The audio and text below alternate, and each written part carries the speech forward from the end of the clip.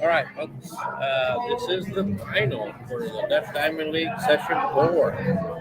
We have Team Dutch Around and Find Out, which is Shane Phrygian, Kim Miller, Kari Renyon, Larry Hall, and Jamie Nelson. But due to her work schedule, she's not available. So Linda Hodges is playing for her versus the Pooligans, who you just watched beat Billy's team to get here, and that is Pancho Silva, Jesse Gammett, Jim Weaver, Brian Webster, and Joseph Kovacs. Now this match is a true double elimination, so Pancho's team, the Pooligans, would have to beat the other team twice, 2 matches to win first place. If Shane's team wins this first match, then it is over. But yeah, I do expect yet another awesome match, hard-fought match. So definitely tune in and watch. Come by. I've shared the live stream link on our Facebook pages. So tune in for sure. This will be another good one, folks. And those of you who already are, thank you.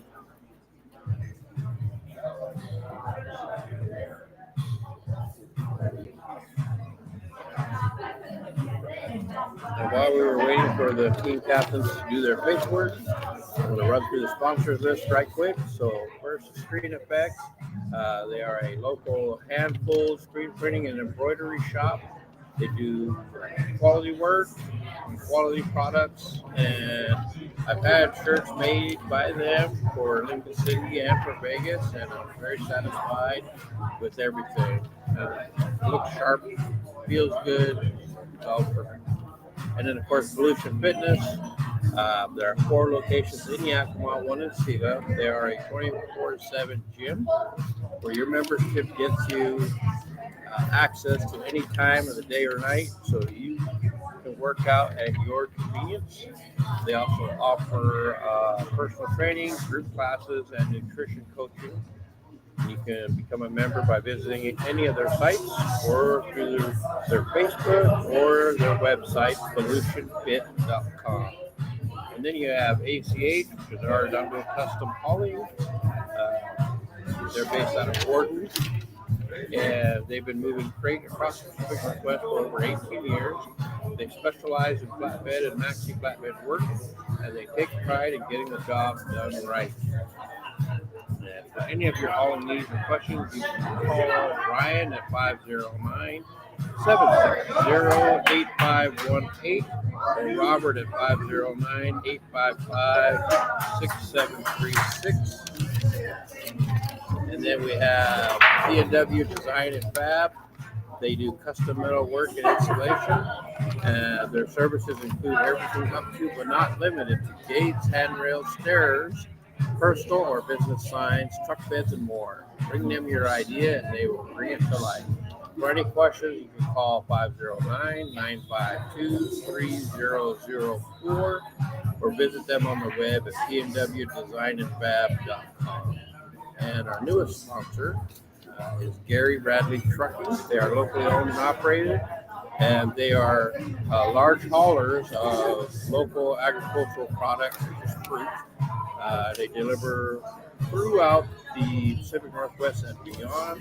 So they are an integral part of our agricultural system here and contribute greatly to our local economy. So, and last but not least is the Dutch itself, the Little Dutch Inn. They're open 365 days a year, Sunday through Thursday, 8 a.m. to midnight, Friday, Saturday, 8 a.m. to 2 a.m. They have a full kitchen and bar, daily lunch and dinner specials, and a whole lot of new product lines coming out with cold brew coffee and mixed drinks and various things that are not only for here, but also to go. Yes, to go.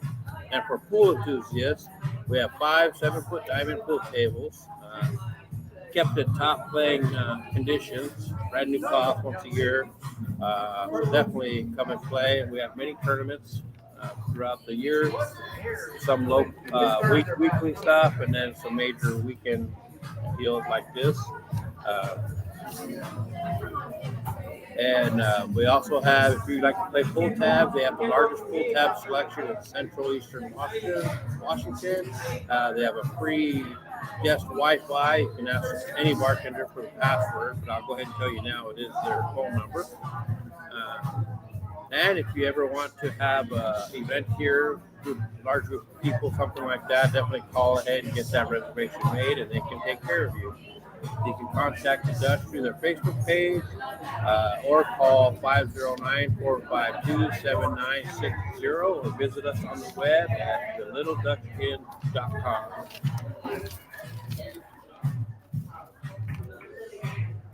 All right, so I think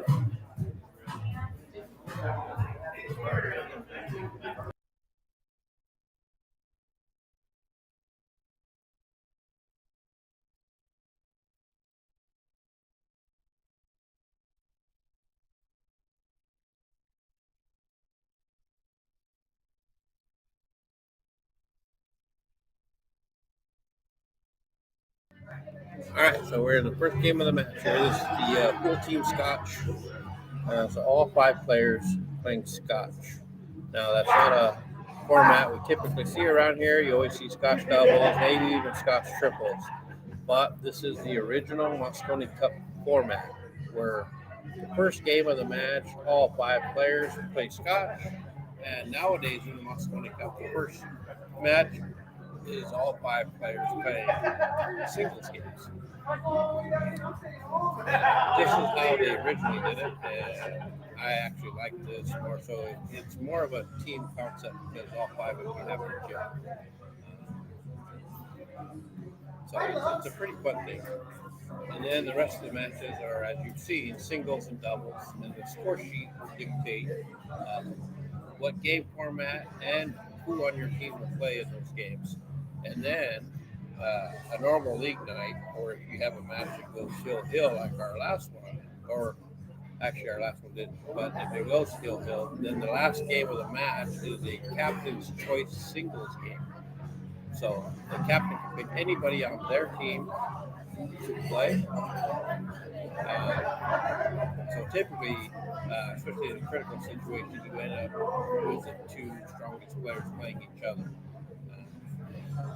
It would have been the case in the last match too, but Poncho won the first game against Willie and ended the match at 9-7.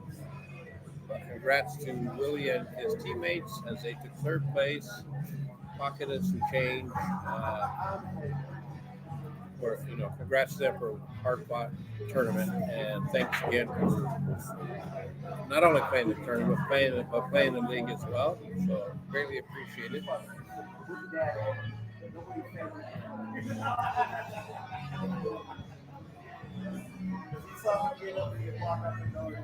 So you may have heard me mention earlier about the Dutch having like cold brew coffee, flavored coffees and stuff. There's an espresso machine coming in that'll add to that. And they have these pretty cool looking to-go containers. So if you wanted one to go, they can seal it up for you and off you go. You can take it out of here. You can't open it in the bar and walk out with it, but you can definitely buy it and have it sealed and walk out. Take it with you. And that includes alcohol drinks, cocktails, specialty drinks, whatever it is you want. You let them know they can bust it out for you. And if you want it to go, they can sell it to you that way as well. So it's pretty good all the way around. And I've been drinking these cold brew coffees pretty much all weekend. And right now I'm drinking a energy drink, great flavoring in it.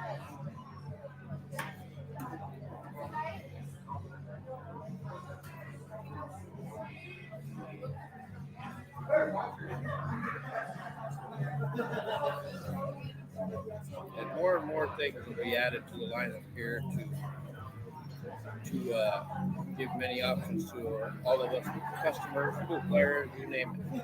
So You follow our website, check in on it periodically. That's thelittledutchinn.com. Then you will see those updates and pictures of those things. But the easiest way is to stop in, check it out, maybe find a new favorite drink that you like, and you can enjoy it. And if you have any creative ideas, maybe you can share that. They whip one out, and then maybe it becomes something that others can enjoy as well. So you never know.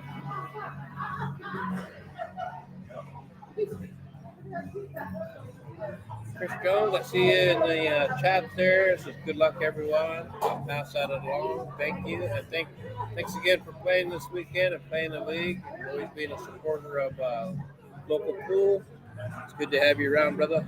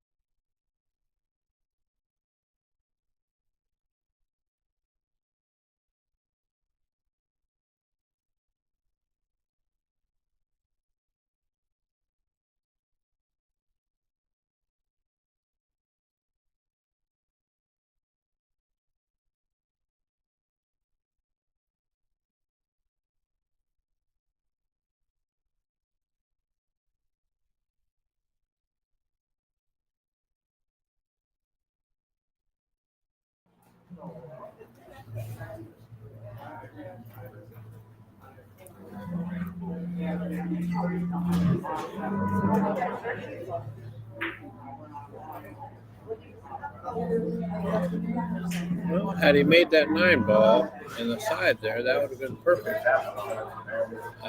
They would have been able to shoot that 11 in the side and float up for the 14. However, they missed it, so Linda comes to the table and shot this one. Now she can draw this, stop it there, play the 6 inside. She tried to get around. Left it in a precarious position as it does not go to the corner past the 8. So, no matter what, it's going to be a tough shot for Shane. So, it's a thin cut to one of the sides, maybe even to the top left corner over there, which he has called. He has called this pocket right here.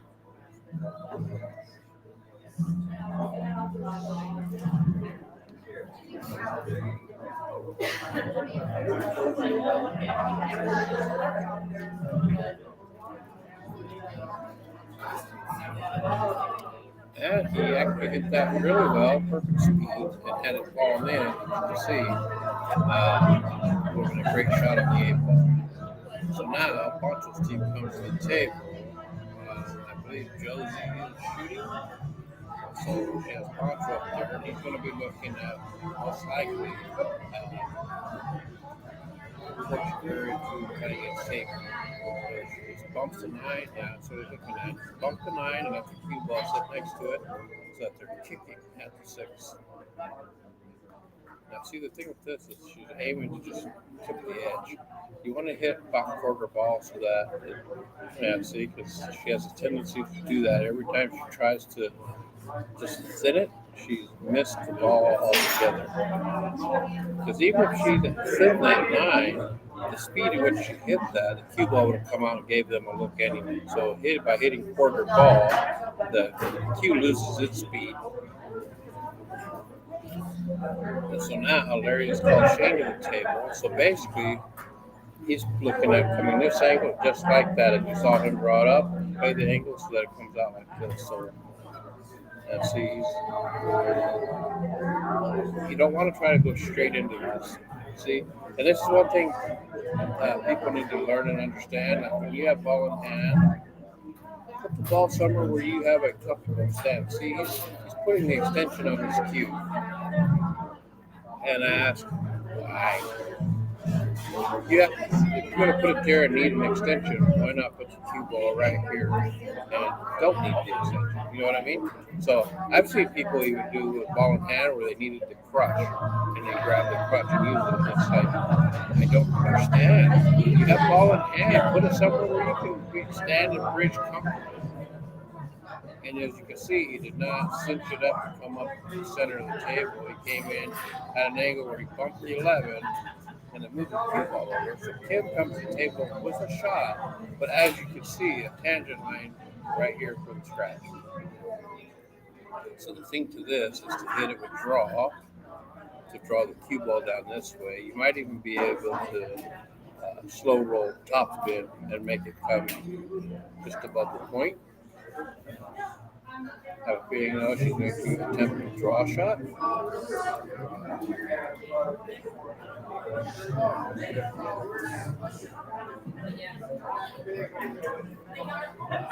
Yeah, it just still confuses me that Larry did that. Put the cue ball so far out there that he needed to put a cue extension in. That just makes no sense.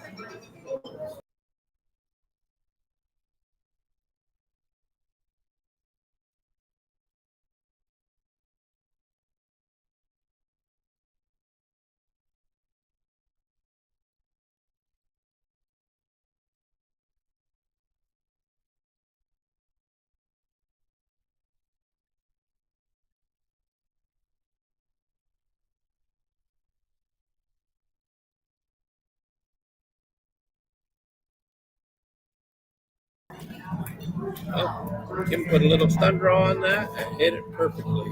Cue ball went below the side pocket, avoid the scratch, and then pocketed the ball. So game 1 goes to As you can see, I abbreviated it all, but their team name is Dutch Around and Find Out. And so you can see it's made into an acronym, DA&FO. So that's what we'll go with, just because it's easy. But they take the first game, and there we go. The score has been updated.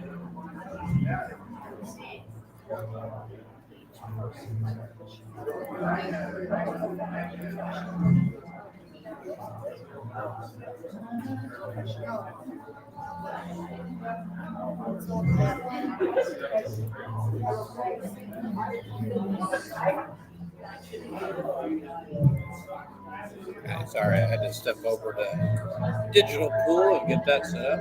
I forgot about it, so now it's up and running. So bracket is updated for those of you who are looking at that. And here we are, 1-0, final match. If DA&FO wins this first one, then this tournament is over. Hooligans win, then we're going to the second match where they will need to win again to win it, because DA&FO has the house seat.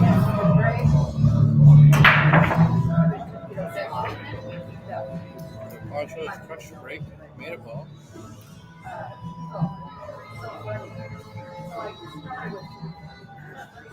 But as you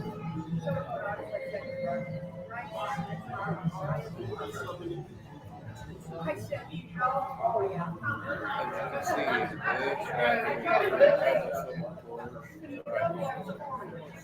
went to bed. I will bet. Take solids. Probably start with a 7. Go back in here. Or you might even shoot the 2 ball first. Just open that side pocket up for the 6.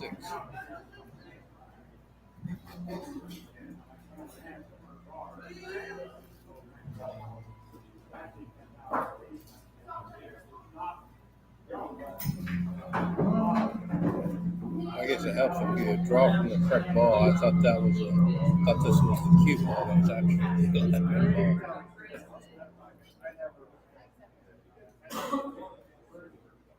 Okay, so he was looking to pocket that 2 on the side and then do a full hit on the 6 to stop the cue ball, bump the 6 out. But instead, it clipped it, came out. So now, changing the pattern that he wanted to go with. So now he's going to go with the 6 on the side. And as you can see, that created a new problem.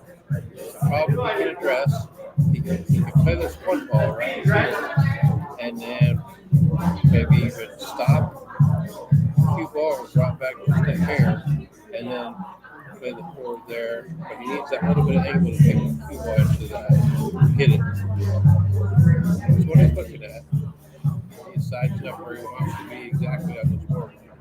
Give himself a nice angle, get that break up.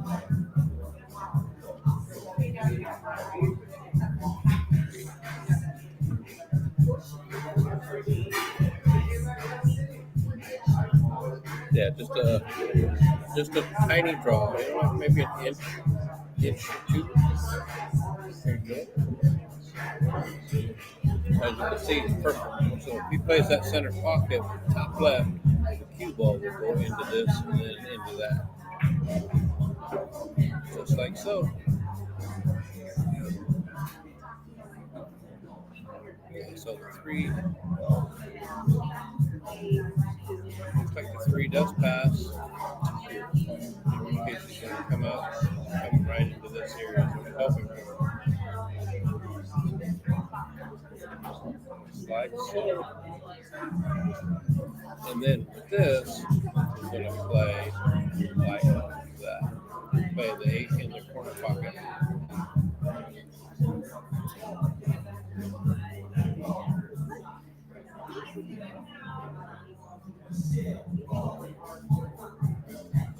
Now you can do this with top left, or you can stun draw it out.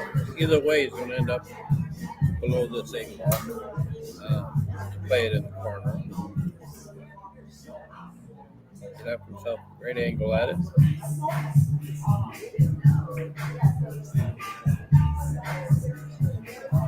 And just like that, you got a nice doable 8-ball for himself. Tie the match at 1.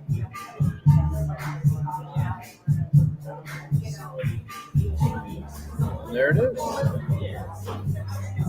But as you can see, when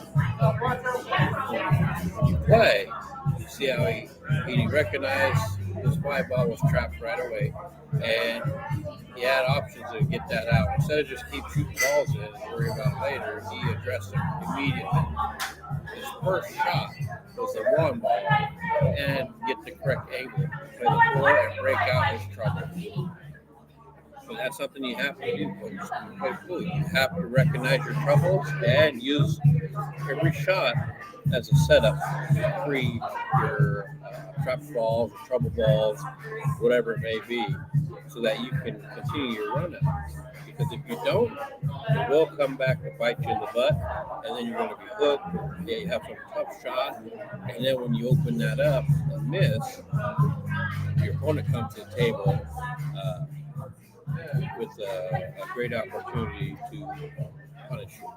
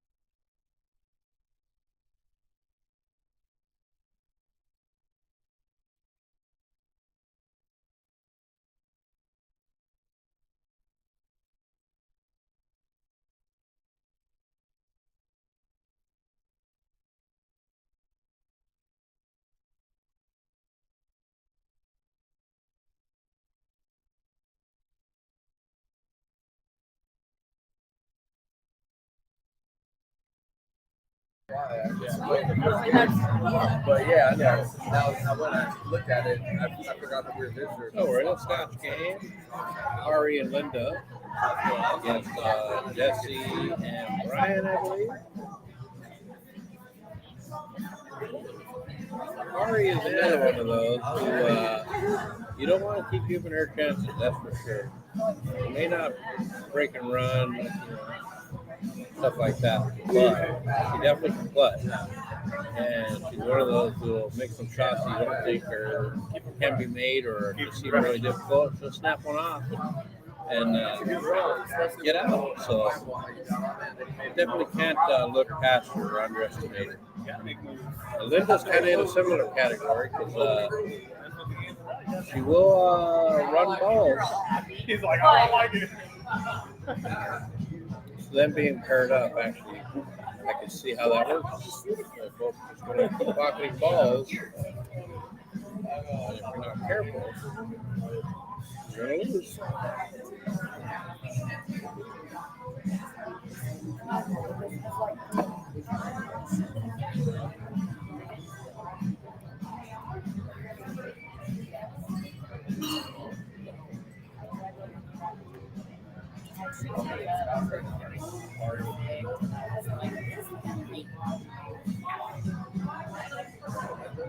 See what I mean?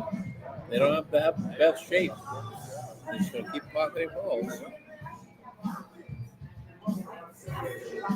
The shot Linda just shot, easiest of shots to take. A little back cut there. Played it perfectly. Car hit that a little light, a little too soft, but she was trying to make sure she stayed in that window. So there is a cut shot available. Cue ball's going to want to go out towards the rail and up towards the 7. So if she hits any right English on this, that'll help her get around it.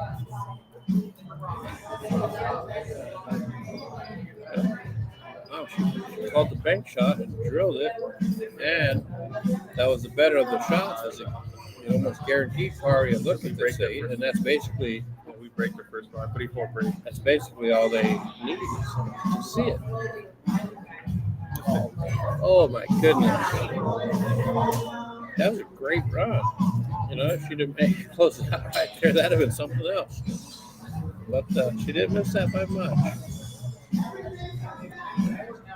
The pressure's on now. So Brian is sizing up, running the one ball all the way up the table.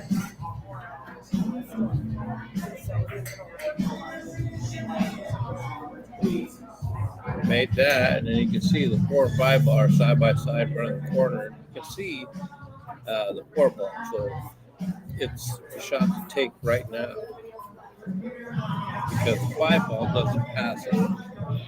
So the 4 ball needs to go in order to open the pocket up to 5. So Jesse's looking at the 7 ball right now because it's the easiest shot. So that's what he's looking at. The reality is the correct shot is 4. Say that. You gotta cut the ball. It's gotta cut. But yeah, the 4 ball would have been the correct shot to take. We could have come back for that 7. This brings them to the table. Shoot on the 8. Boom. Just like that. They take a 1-game lead.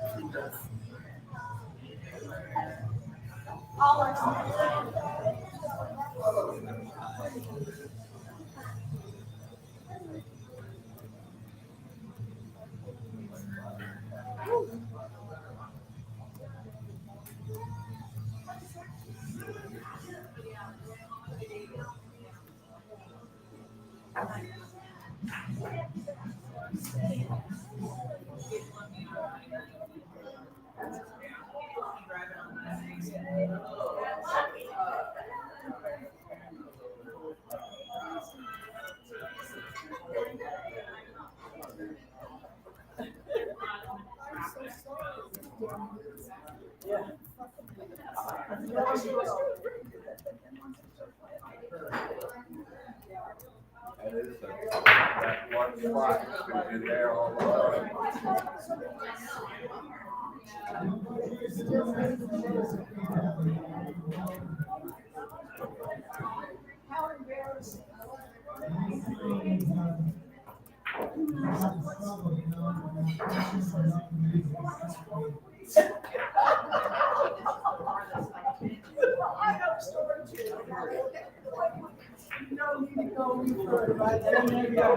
You broke that chapter already.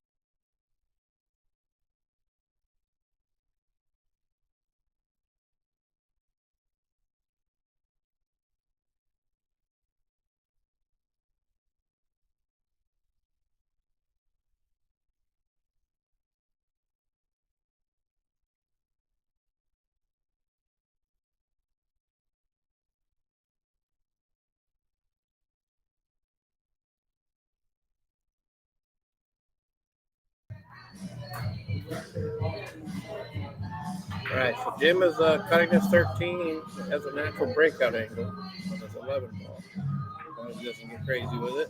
And just like that, he hit it perfectly. So now, what you want to do here is go forward a little bit, say the 11, maybe right off of this point. So kind of like that.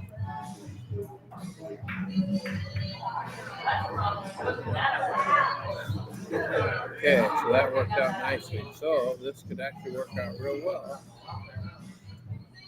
Play the 9 in the side. Make sure you don't get hooked behind the 3.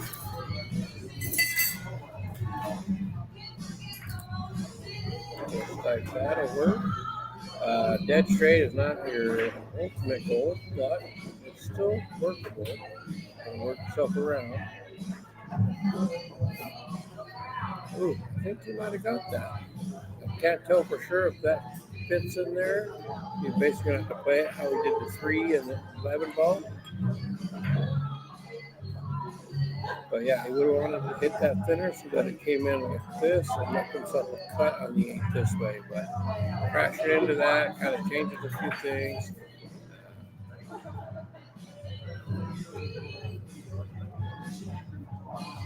I can't tell if that goes or not, but even still, it's going to have to be perfect. Because if it catches too high on the point, it'll bounce off into the floor and stay there. It literally has to catch the inside of that point so that when it bounces off, it hits the back side of the floor and falls in.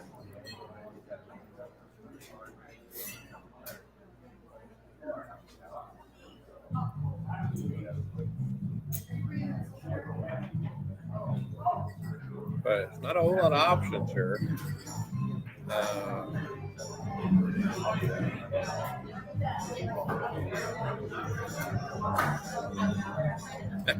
I see Poncho over there telling them, oh, look, there's a four-railer. Basically,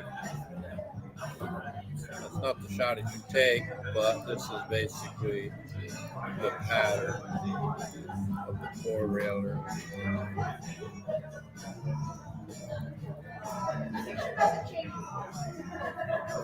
You know, if you're Billy Thorpe, that might be something to attempt. But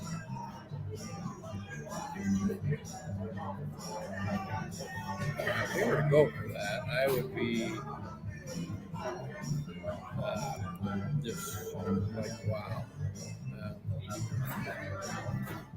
What he's measuring out is more of the one rail thing, this pocket,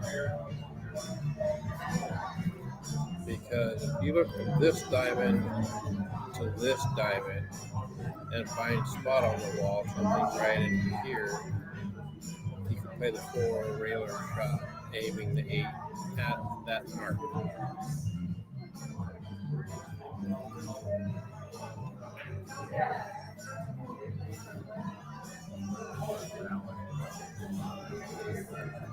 So that might have just cost him this game. That poor position on the 8 ball.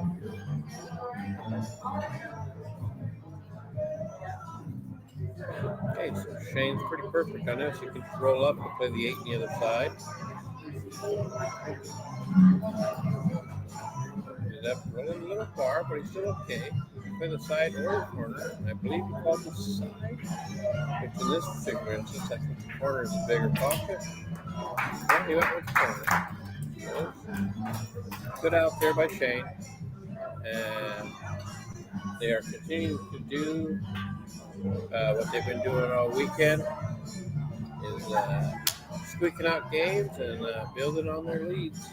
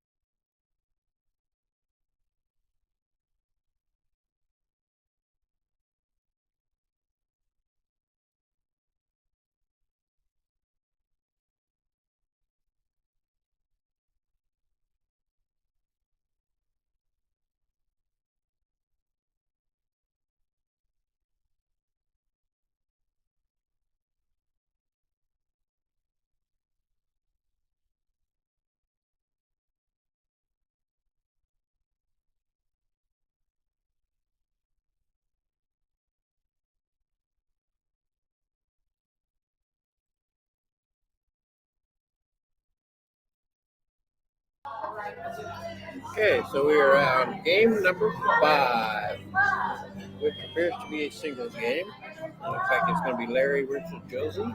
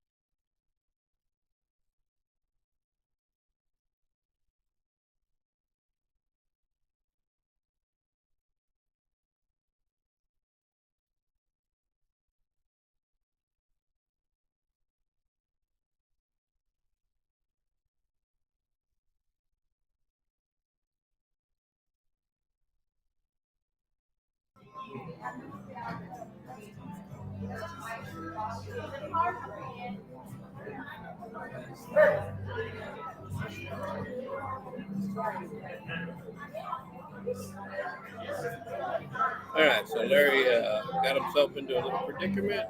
Let's read up some advice. Let's see what they come up with. I'm guessing he can't see the 12 ball right.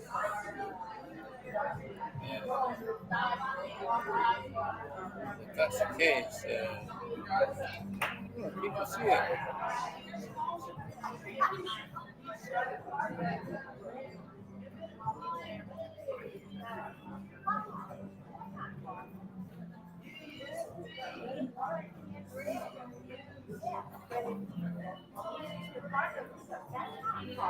Believe it or not, that's not horrible because that 10 ball here, if he hits that top, cue ball will want to go right through here. I can't tell if this passes the 5 or not, but if it does, he can draw it back into here and then be okay. Well, let's see what he attempts to do here.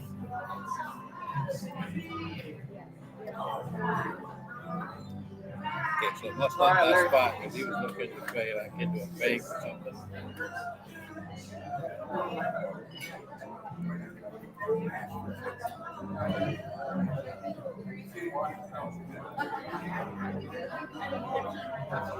Goes to the table with not a whole lot to look at. I would say professional shot.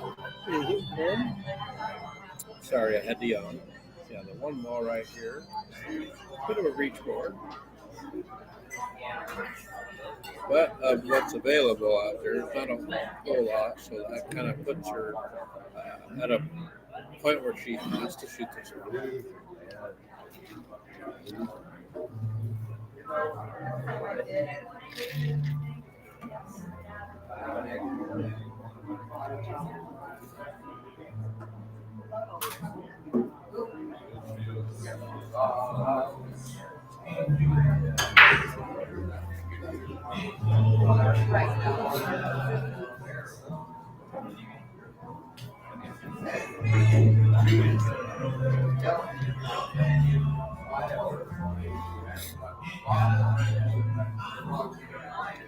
So she didn't like the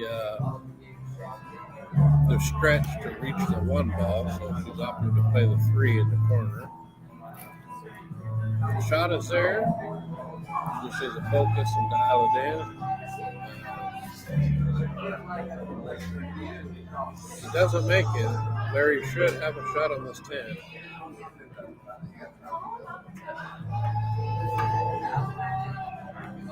Super close. Now, with this angle,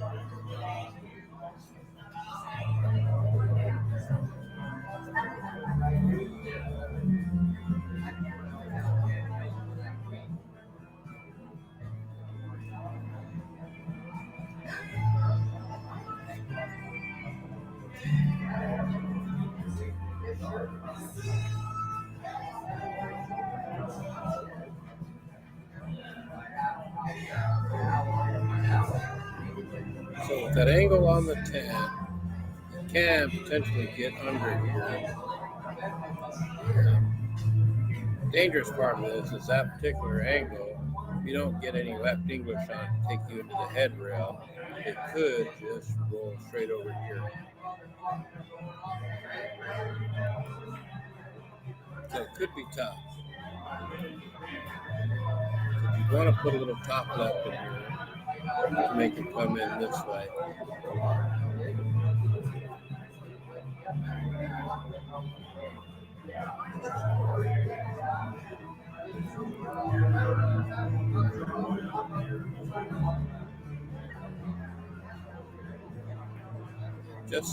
Just top spins and take this cue ball right towards that corner pocket. So you want to be careful of that.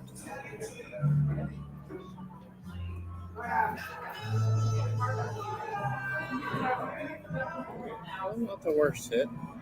It doesn't really have a shot. I can't see if it passes the 6 to be able to play off the pool. looks like it might. I think he's eyeballing this shot.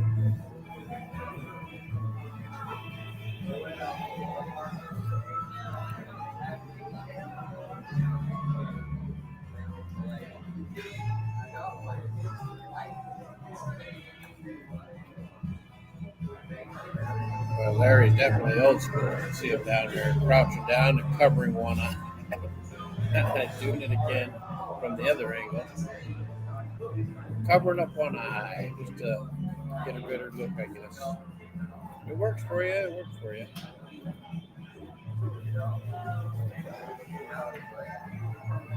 It must be super tight, but it will give a natural shape.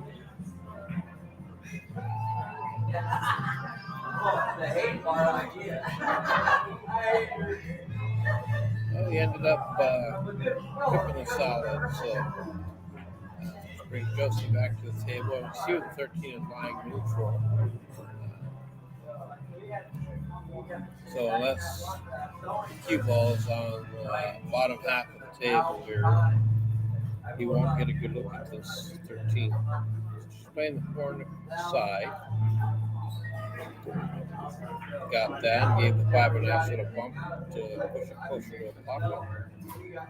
Check you shoot that next.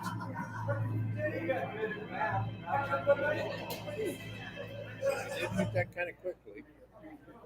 But as you can see, there's no real shot. Well, there's no direct shot on the 13, so it's going to have to kill. And if I had, he's got a big pocket as the 3 balls right here acting as a backboard.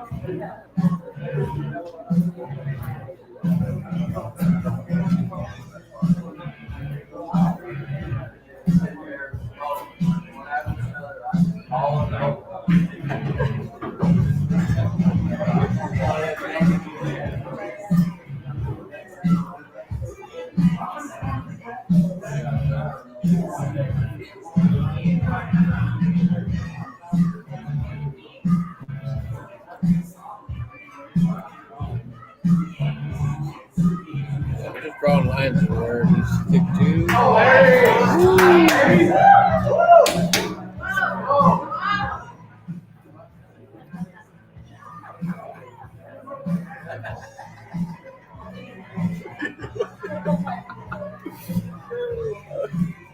Better cover that fucking eye.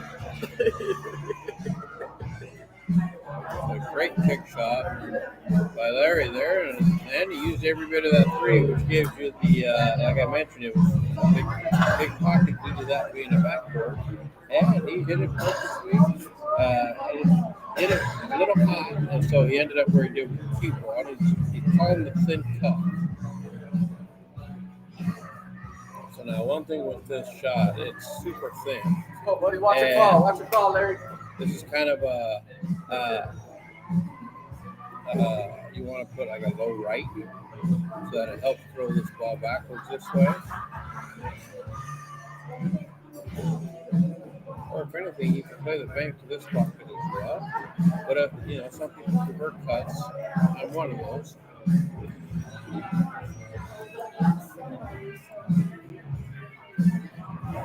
Yeah, so it wasn't going to be easy.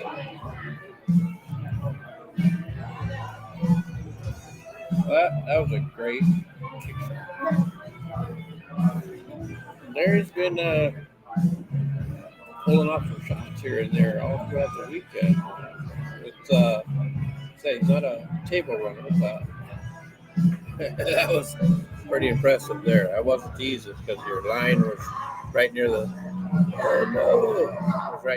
pocket. He hit that perfectly. And Josie decided to flirt with a scratch shot right there. Luckily, it did not. But she might be deep enough in there to be hooked behind the point if she wants to shoot the 5, which is right here. If she can't go direct at it because of that point, then that would explain why she's trying the 2. And I don't know if she called the 1 or the 2. I'm not sure if it's 2 passes. It looks like it does, but it would be tight. No matter what, tough shot. Here we go.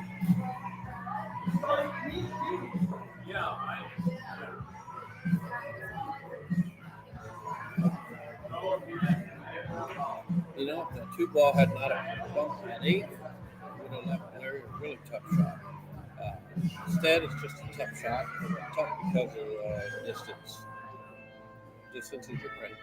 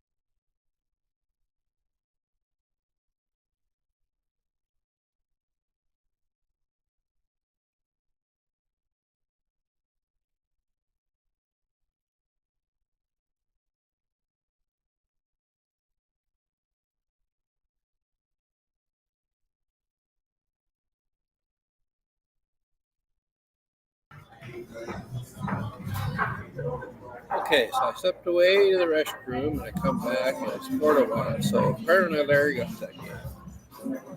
That might have been well deserved after that kick shot. So they're doing what they do. Up 4-1.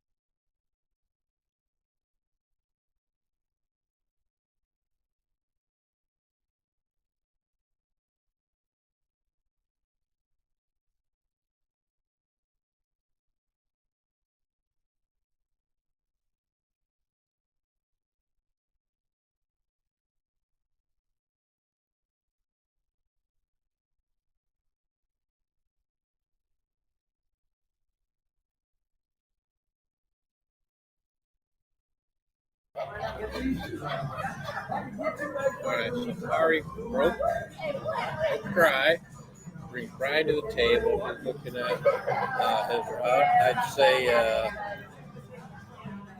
well, they're both very workable. You just got to look at where your first starting shot is because it's like he's looking at the 4 ball.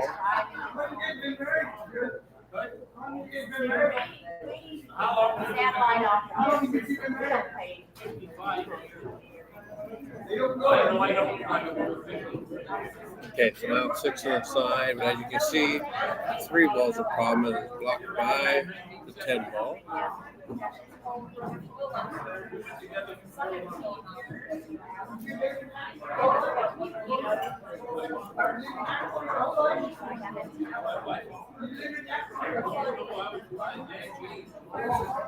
Okay, so now we've got 2 trouble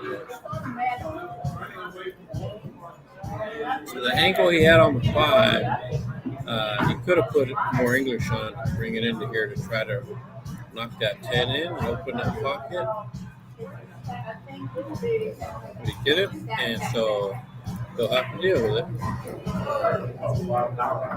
Okay, so now, except Kari's a ball maker, so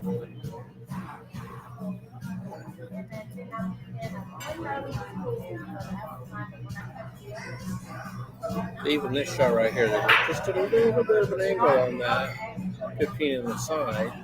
So if she wanted to start with that, she could easily just roll over and push that 2 off her. Well, I guess that's the 10. So one of the pocket must be the 12. But she's cruising and looking at everything, so we'll see what she opts to do here. I think I would start with that 15. Right here, there's a little bit of an angle, so the people will come and pump that ball over here and open up my 10. Looks like she's seeing the same, so we'll see if she goes and gets that breakout.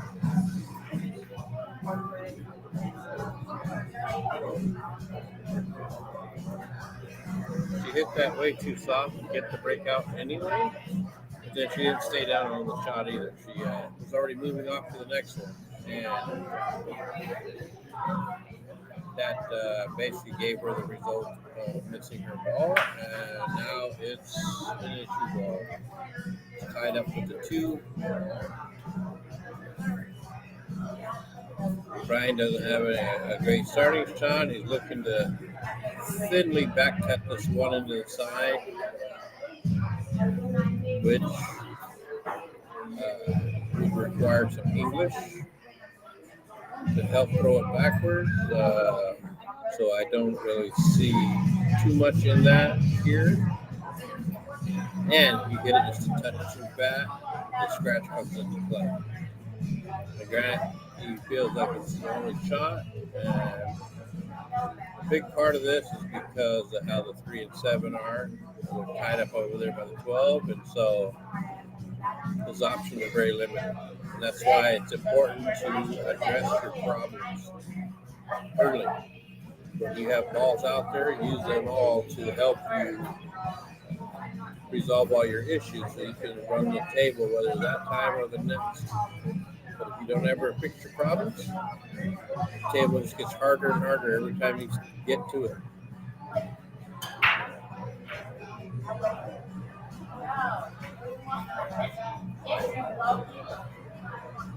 Okay, so he opted for the bank attempt. Chances are it wasn't going to go in, even if he'd hit it full. But missing it, he left 3 of his balls over there now. So that 12 ball is becoming larger and larger as it collects solids over there.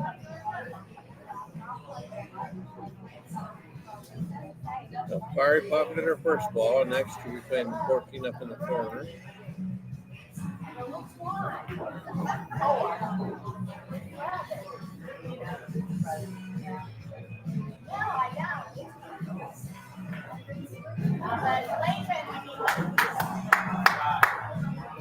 Okay, she might actually have a look at this 15. It might pass by the 10.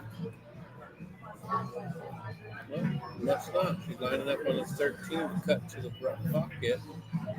Oh, she played safe on it. So that's not terrible.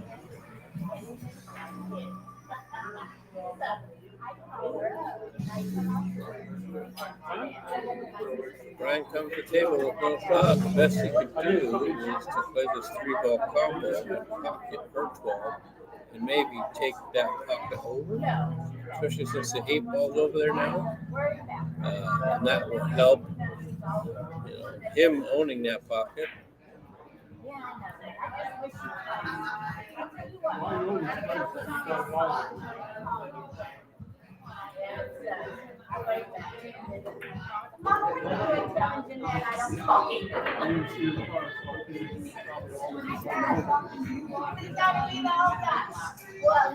Okay, so it was what he tried to do, and had he accomplished that, then that lead would have been excellent. but as you can see, the one pinched with the 12, and now the 12 is sitting on top of it. So this terrible lead doesn't have the same effect as it would had that was falling. If she wants to shoot it or not is another story. Two ball and two of her stripes being tied together. You may not want to open this up.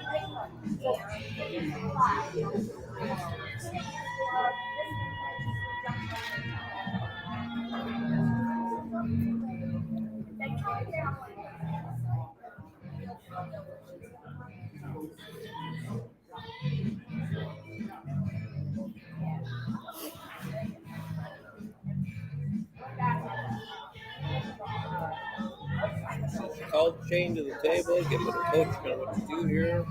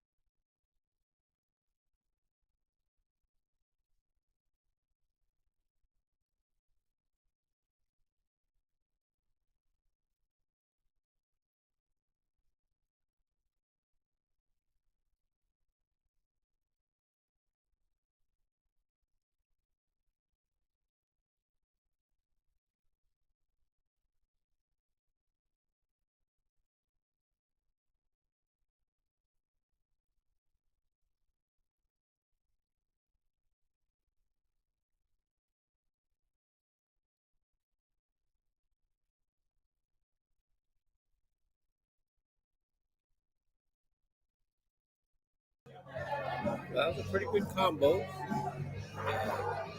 Got his one out of there, got all his balls out of there, but as you can see, that two balls wrapped up in stripes, so definitely a problem with both of them.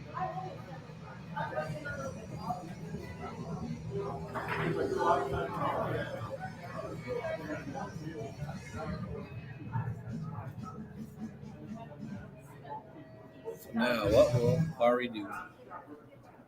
Okay,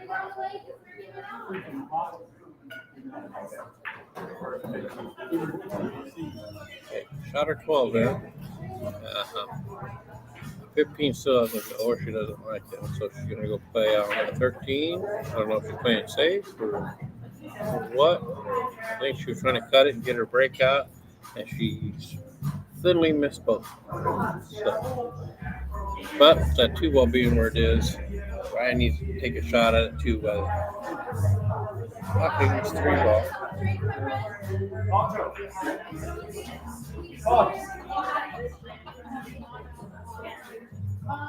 So the way to do this would be to put center right, or even center ball, so the cue ball goes across in a straight line like this.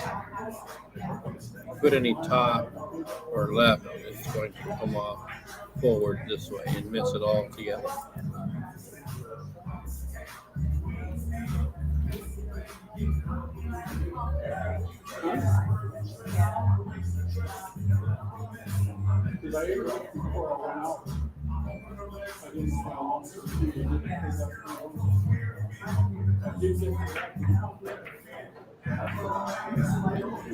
Just like that.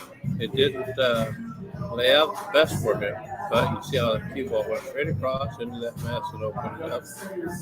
And yeah, it's laying much better for par than it is right. But he had the opportunity to go for it, and he did. So that's good.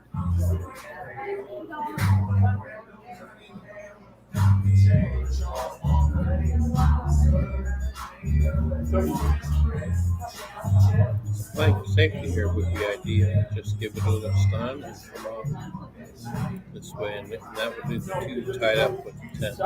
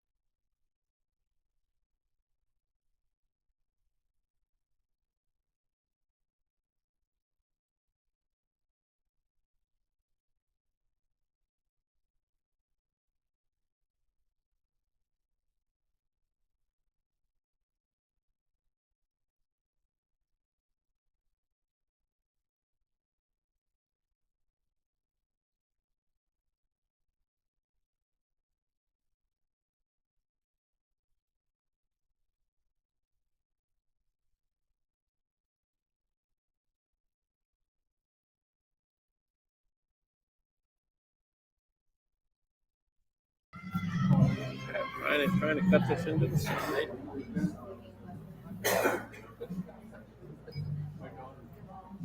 Oh, starting to look at the back cut now.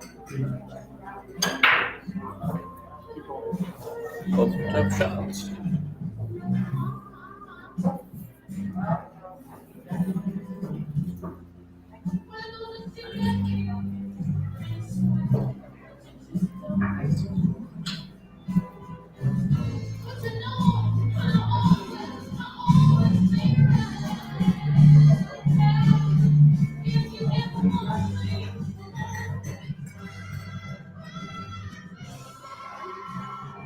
Oh, this is a tough shot. Potential scratch a little play. There's a number of things here that can go wrong.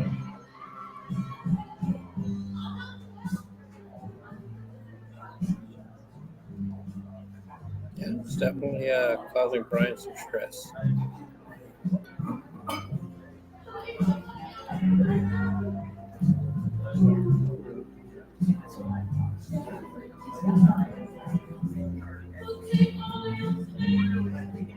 Well, looking at the side pocket again. An eyeball should prevent it from scratching in the corner. Oh my goodness. Missed that by very, very little.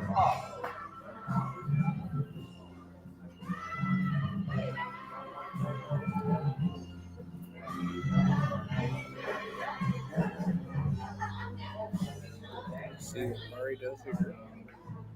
Good speed. Just roll forward on this one, and then play the 9 on the side, and the 8 on the other side.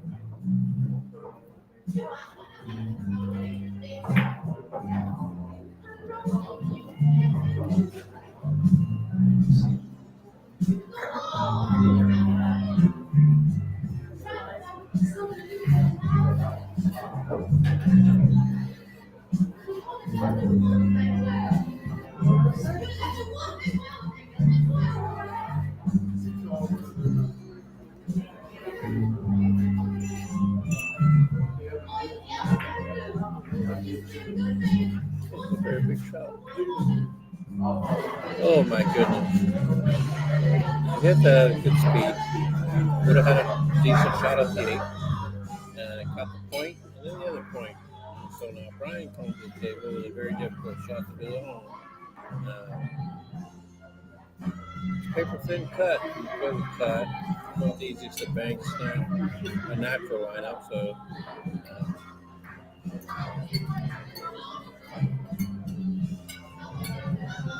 that's a tough play here.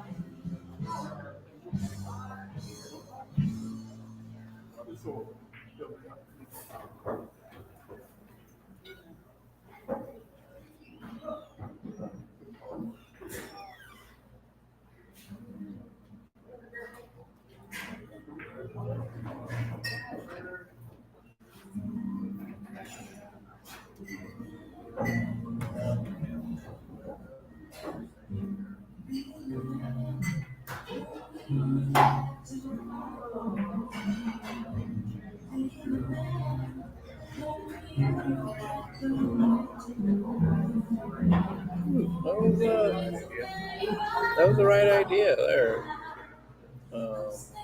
Looks like she can see the ball, but it was definitely a smart move to try to cut it off a little bit. Mari doesn't jump.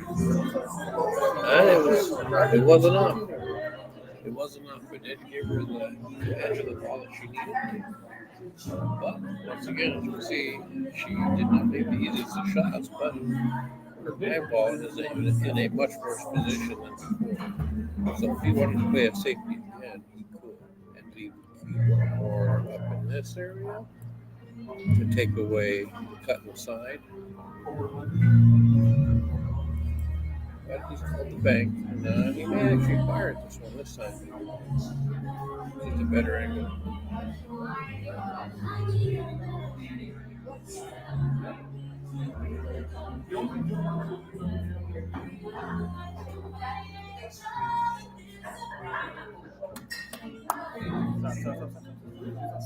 Oh, well, he called the cut, and wow, what a shot that was. Look at that. He called the corner? Yeah. He called the other corner. No. He called that bucket. Yeah, he pointed like that. That's why he pointed to that bucket.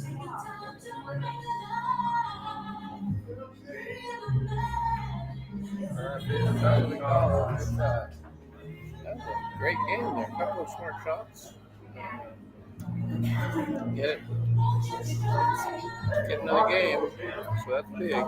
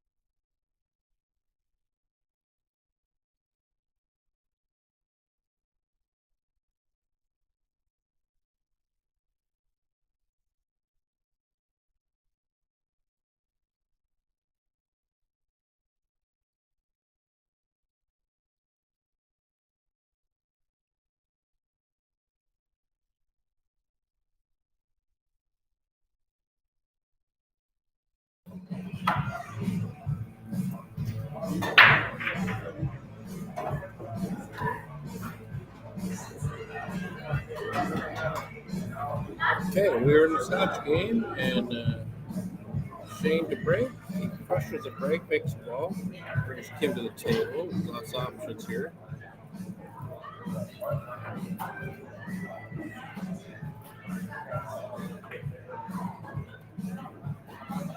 One ball right here is a little bit ugly. Solid. I can't tell if it goes to that side or not. The stripes. This one, I guess, would be the trouble ball, but there's plenty of room to get to the 11 here to open that up.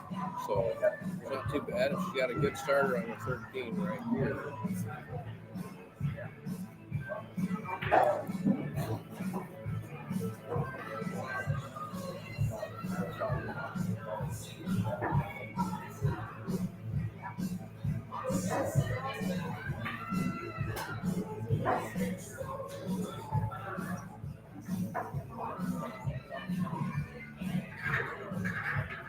Okay, so the cue ball crashed into the 3, stopping the cue ball. Shane a tough back cut here. Ended up missing it and scratching. Tough break. And Poncho and Jim. And the POOLIGANS are coming up, and they're probably going to start with one of those there, whether it be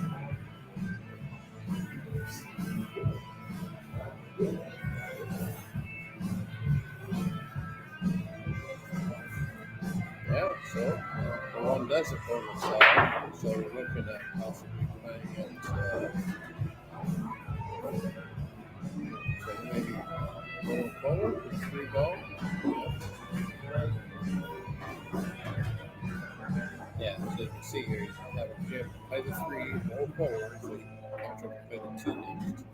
And then from there, he's going to get in position on there. Okay, so this makes it tougher. If the 1 goes on the side, then it's not a big deal. You just drop back a hair. But if it does not, then angle a little bit what he wanted, and Jim left for dead straight. So hopefully from that angle we go on the side, so then you just need to stun draw it out just a little bit like that. Perfect. So I want to say the 1 does go on the side, and they're going for it right now. So telling Jim to go to the rail and out. That way you can have options here.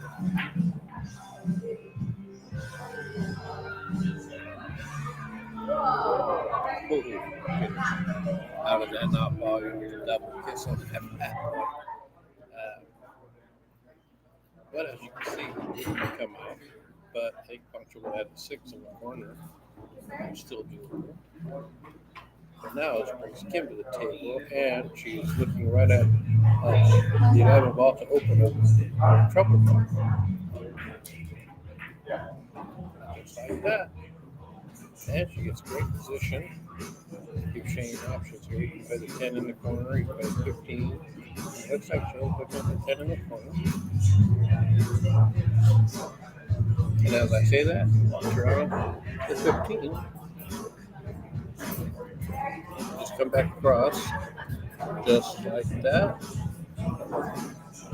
Give Kim a look at this 14 ball in the corner.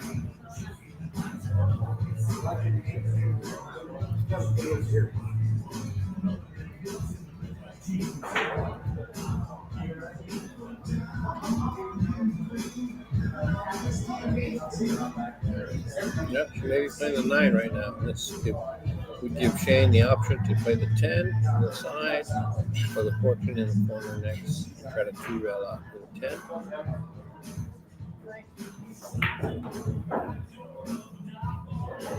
Actually hit that really well. That was a strong shot there.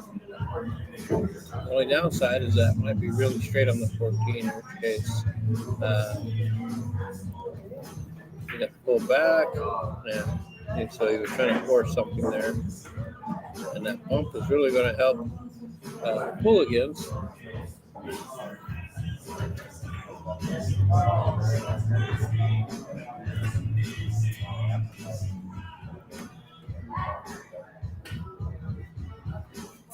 And it may be too close for Poncho's liking, but he might. All he really needs to do is tap it in as that one ball sitting deep in the side. So he's able to dig it out of there. I think he would prefer to have the 7 in the side, but because it drew a little too far, now Jim's got to look at doing something different. So Poncho's telling him, hey, just whip that in, go up table, and back down. So as he on the top, brings the corner into play. What a good pump that was. So now, 6 goes by 14, which it does. Then Poncho can play the draw shot and come back like this. Or even. Well, yeah. Well, the angle it's at is going to be drawn this way. So he definitely, in this area, is what a whip knife to leave Jim cut into a hat pocket. So he may try to do something different. We're about to see.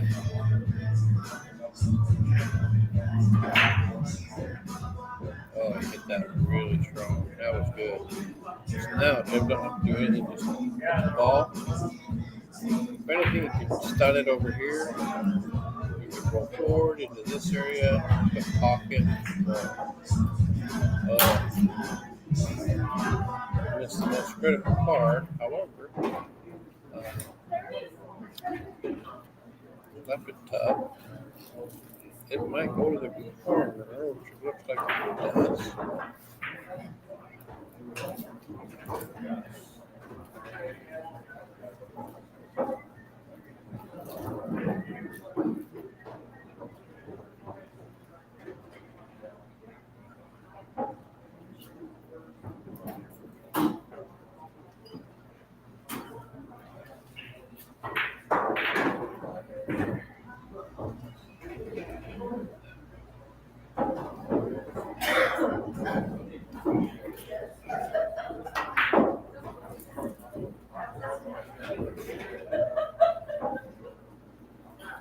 So something they have going for them is a 6-ball being neutral. Because she's not going to fire that cue ball. I try to roll all the way up table. Even if it just lays in here, have a shot from the 10. So the important part is to just pocket the ball, which the only downside to this is that Poncho is cutting that is in his wheelhouse.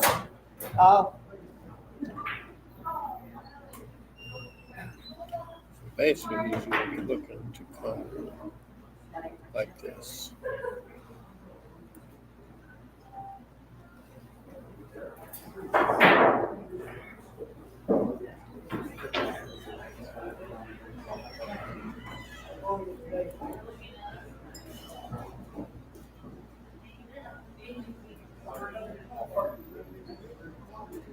Bank shot is there as well.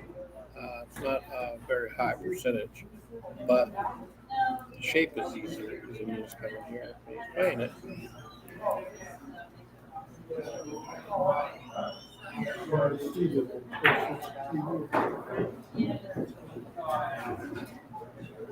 Center pocket it went, and like I said, he just dripped right over here for perfect shape from the 8.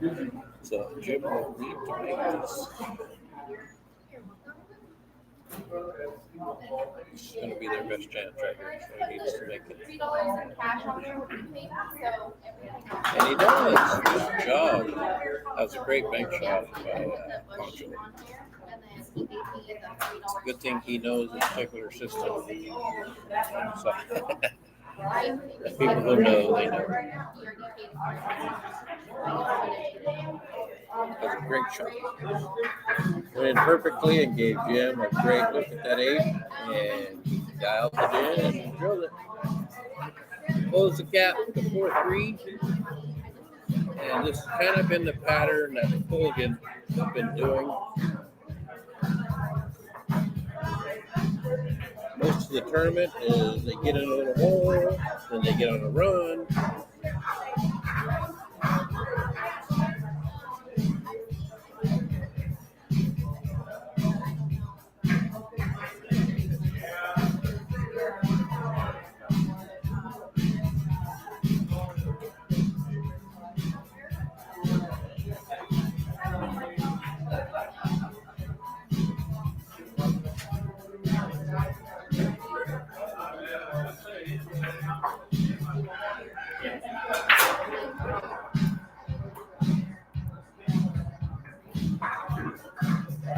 So neither captain keeps score.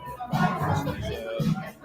just updated the bracket, so that score is correct. It's 4-3. DA&FO is up over Hooligans, based on 9. DA&FO has a hot seat, so if they lose this race, then there will be another one. If they win it, they go all.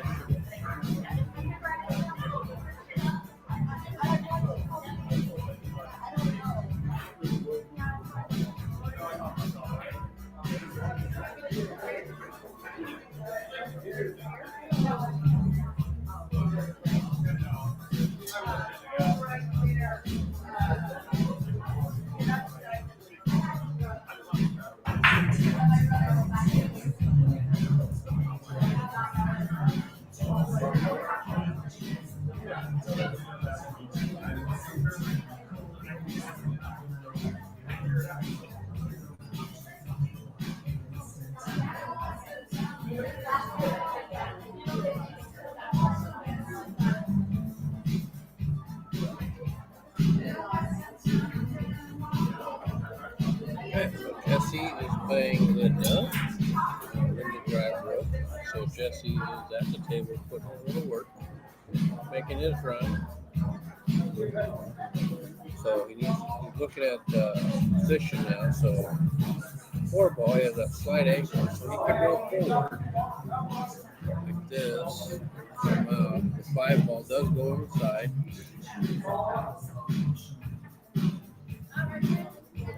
So basically, forward and out. The 1-ball goes to both corners, so he needs to be put in shape on the 5 as it goes to the side pocket.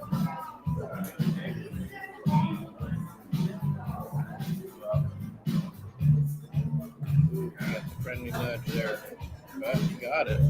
Too high. And playing it there would give him a little bit of a natural angle over here for the 1-ball, as it does go here.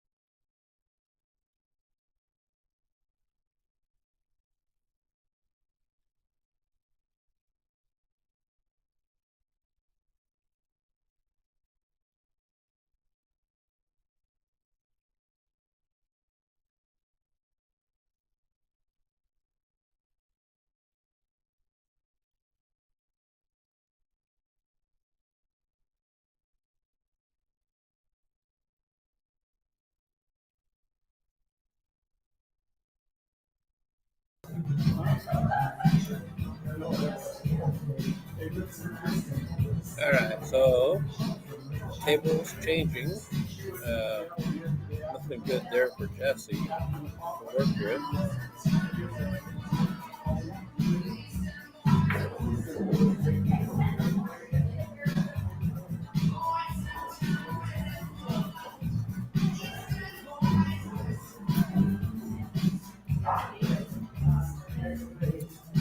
Well, he called the slice on the 3 into the corner there. I was going to say that's a super tough shot. And there wasn't much meat. So, thanks, Dave. So, definitely need to do more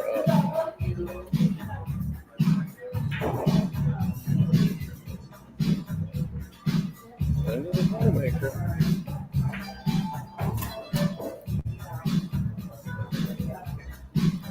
She really needs to look at this 9.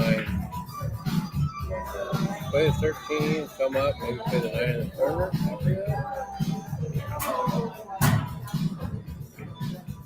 Got the friendly bump there. You can notice the way, the speed at which she shoots at. She just kind of shoot ball. Has a tendency to get herself in trouble. Okay, that was way more than she needed. The 11 ball still goes, so she still has a shot. But she'll need to hit this more pocket speed so the cue ball stays below there for the 9. Okay, so now Jesse comes to the table with a good look here.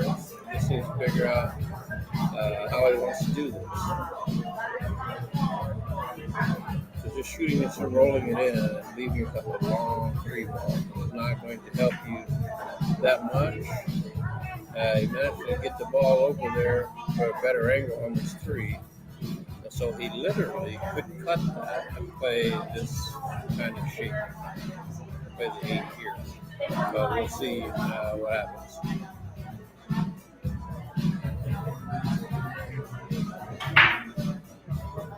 Well, that's what he tried to do, but that's the risk you take. There's a ball in the way. You got to make sure your speed is accurate. So he does have a kick shot in the side. See, on his 6 ball, he had the cue ball here, 6 ball here. He could have went forward like this, but instead he opted to go over here like this. Take a long shot. Most players would have come out 2 rows this way. And let's see how it worked out. Oof, my goodness. You're right there.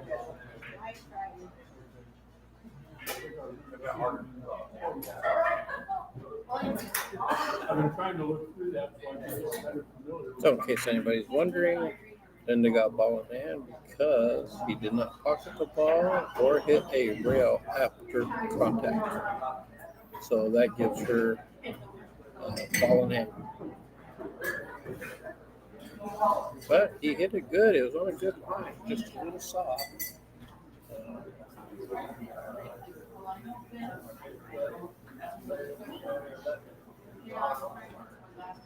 So they're, in my opinion, overthinking this. So I would say right here, 11, 9, 8.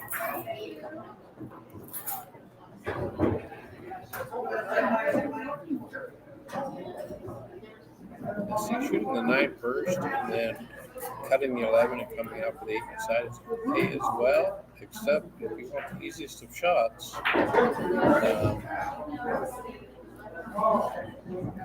yeah, that kind of surprises me. I think Jesse, he may not be able to see the edge of that, in which case he'll have to jump.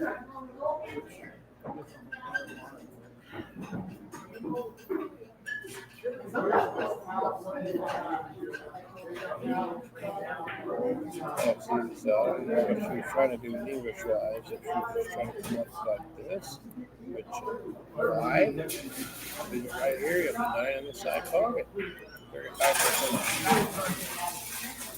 But she gives Jesse another opportunity here, which he might just make this.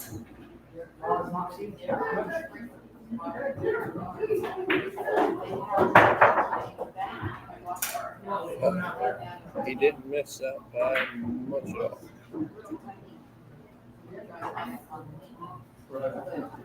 It's a key flaw. So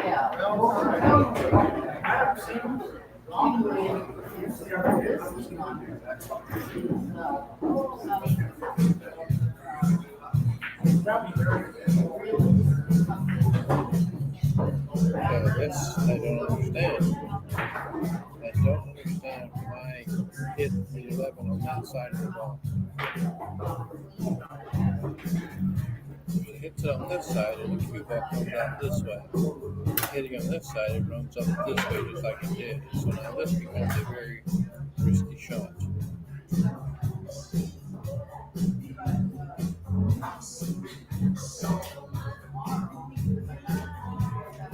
And a 2-rail kick.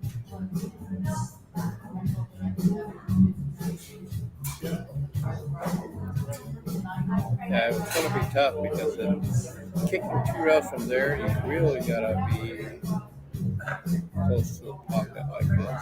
And it's center English, center pop, not running of any kind. Well, that was a pretty interesting last few shots. But we are tied at 4-4. So this is turning into a match of some sort after all.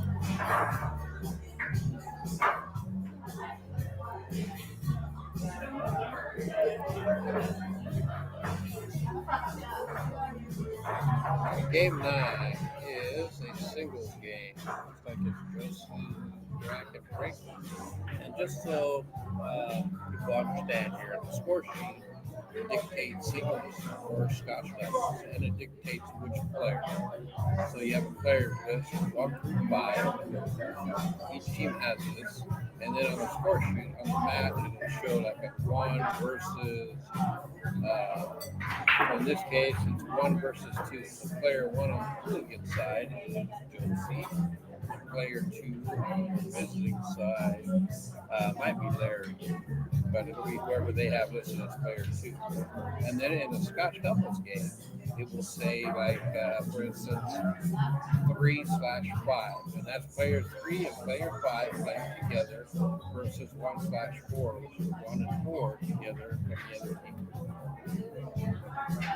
And so, when you look this over, fill it out, you want to make sure you put the players in the best possible place you can. So you want to improve a little bit. That's why between every match, a few minutes where they do the coin toss and then they figure out who's home and away, because the home team breaks first, and it's not an alternating break in terms of every game. It's every section, every round, I guess. So each round is five games. So like this one, this is round 3. So the home team will break all 5 games, or 4 games actually. And then the next round, the visiting team will break all 4 rounds, and that's regardless of the outcome of each individual game. So win or lose, follow the breaks indicated on the score sheet. This way, everybody gets a chance to break, that kind of thing. And you get a good mixture of singles games, Scotch doubles games. So it's definitely something to look at as far as being a captain.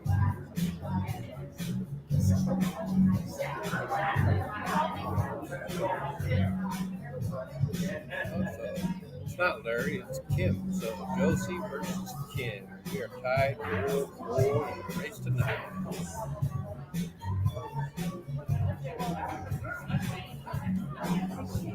So I see there's a number of you watching. I see in the live chat. So if you're watching, say hello. Let us know who you are or where you're watching from. We're streaming from the Little Dutch Inn. Most of you know that, I'm sure.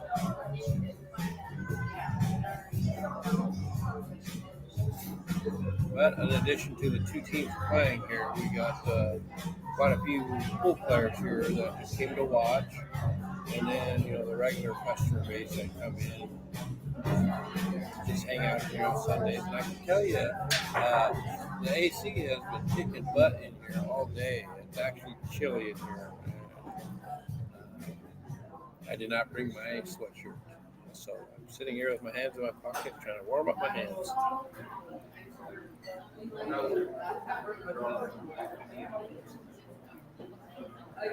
I'll tell you what sounds really good is a nice hefty bowl of beef stew. But I do not know anywhere that serves that. Hi, Michelle. See Michelle Zirk in the chat. She says hello. Hi. I assume Scott is watching with you. So, hi, Scott. So when you're back, that's working your way through.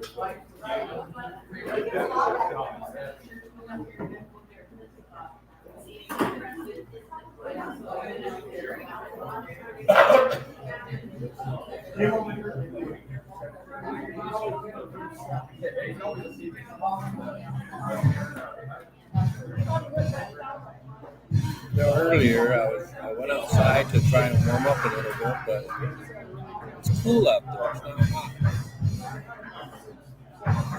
It didn't really help me.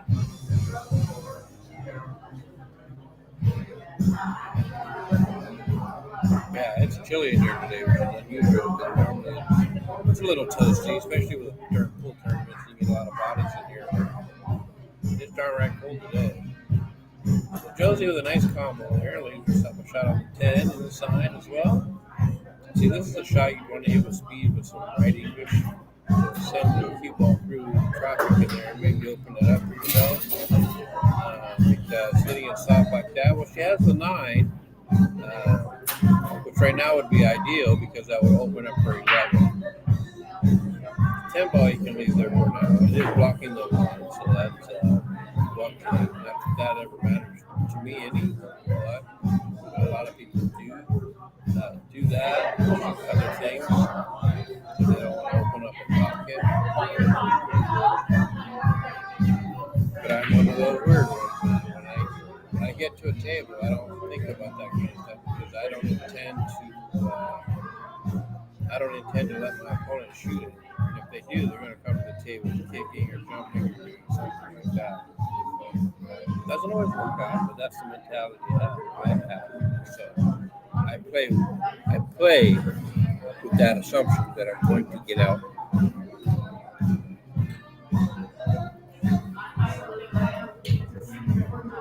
So she tried to make that 9 on the side, didn't make it, but as you can see, it's resting on that 11, leaving nothing really for Kim to work with. Whether it's 5 ball, whether she tries to thin cut that to the side or bank it across. Yep, she's going for the bank.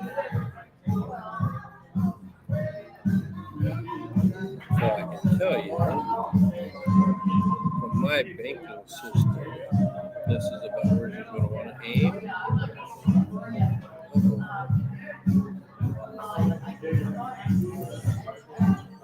She really missed the ball. I don't know if it was a miscue or what, but bridging from there was tough too.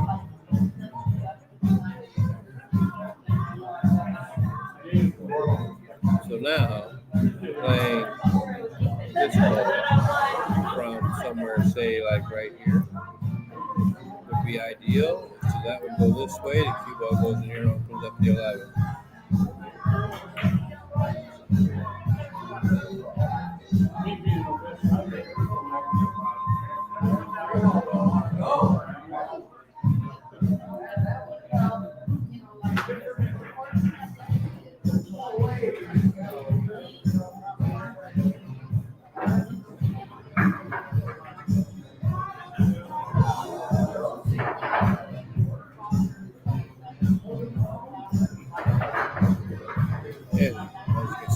problem with the 11 ball has not been resolved.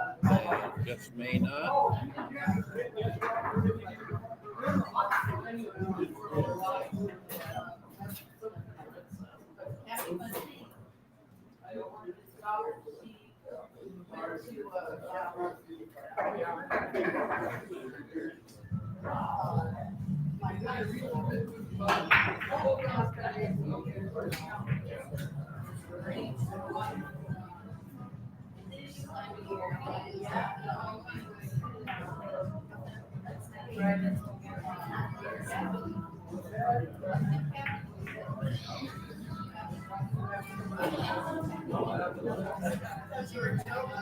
Well, she was looking to play that on the side, ended up missing, and then scratching the clue. But you see, the 1 and 5 are big time trouble balls.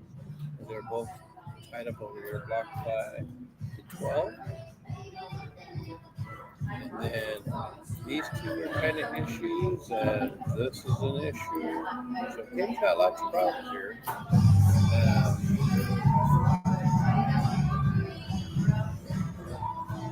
Something she could do is play the 5-12 combo, pocket the 12, and leave the 5 over in this area somewhere, and leave the 2 go right here. And even if Josie can see this ball, it's a very, very tough shot.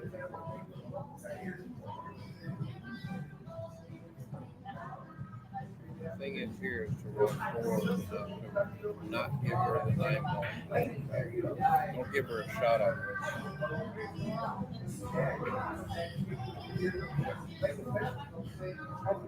And she hit that into the 2 bar. So now Josie will have the 9 inside. It's not the breakhead angle she needs, but she does have a shot where it could easily have been hooked right here and had nothing.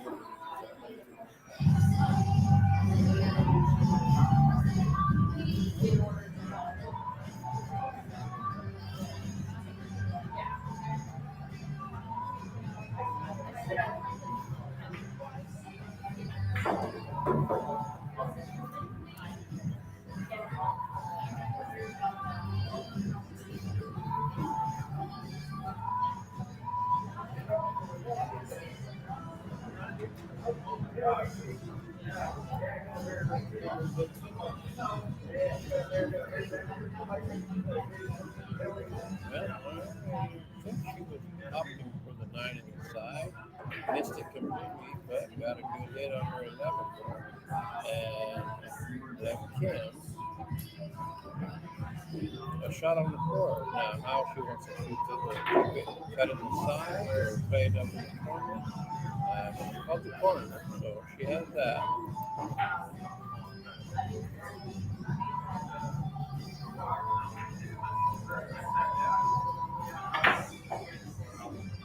Oh, she made it rather. Danced in the pocket. Decided to sit there.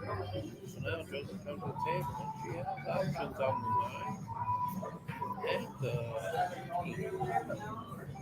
I found the 15.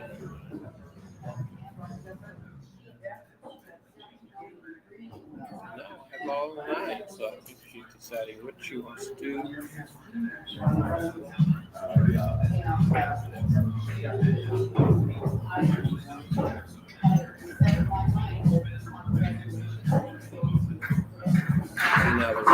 is, if you're going to look at the correct shots, 9 would be the correct shot to here, such a cue ball to go in there. So you expect Josie to pull that shot off. It's a hell of a stroke shot. I don't, but you can. So she ended up resolving one of Kim's problems and giving Kim a couple of decent starter shots. So I think the shot to take and then come into this window and start clearing out that cluster. She's going for the 5 to open it up.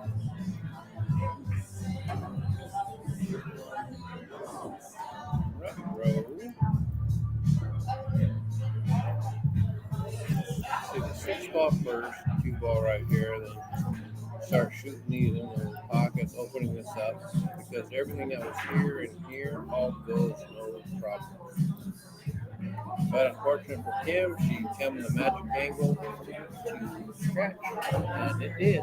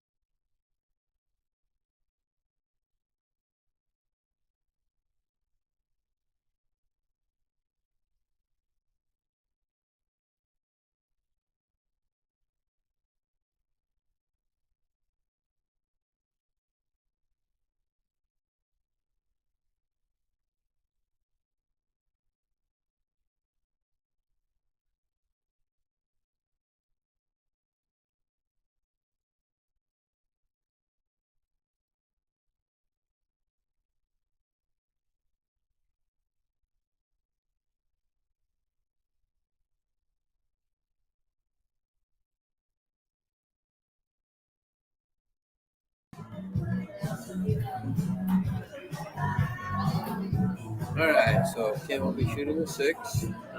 3 ball is a trouble ball. It's tied up with the 8. Does not pass.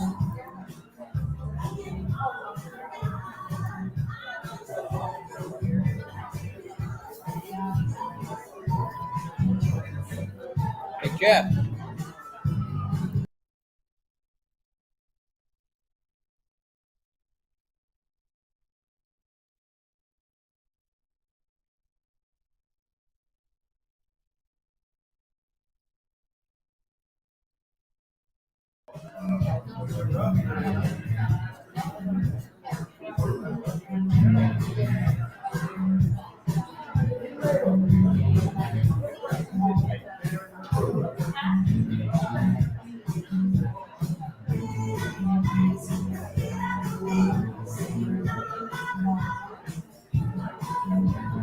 Okay, so everything left on this table for both players is it's a top layout either way, and no matter what gets done.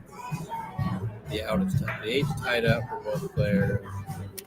Josie's coming to the table with a tough shot to start with.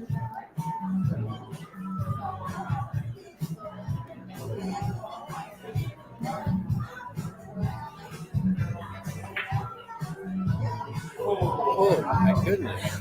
Almost drilled that. That would have been something.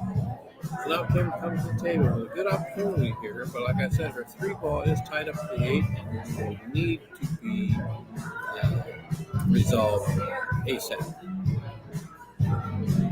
But good news, I went out to my car and I found my hoodie, so I'm not as freezing cold as I was.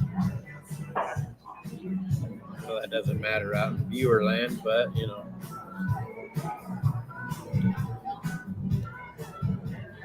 Just sharing the good news from me. But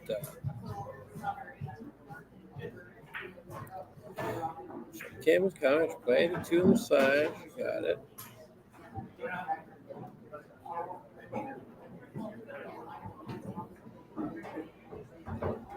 Okay, the 3 does not pass, so the combo is not there. I'm sitting in line with it so I can see it does not pass.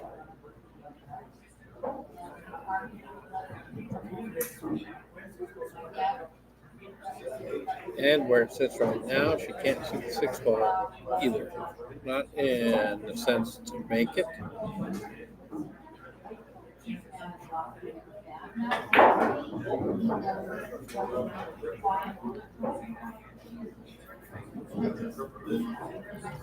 So I like shooting this ball first over the 1 ball. Come out a little bit. That actually might work. I mean, it's a bit of a stretch, but she can then cut that with a little English. She can easily come over and bump that 8.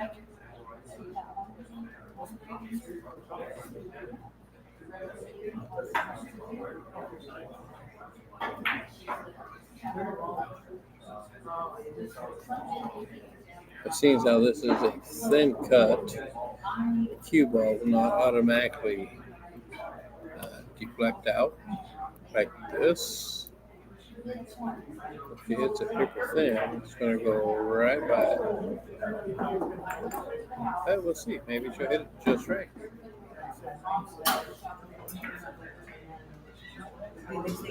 So you see, she didn't hit it quite thin enough, and then that's why it gave her the angle to come bump the 8, but also force the 6s to braille like this. But all the problems are resolved, and Josie doesn't have the greatest of starting shots here, but it is a shot. And it's natural, so her playing the corner, the cue ball is going to want to come over this way.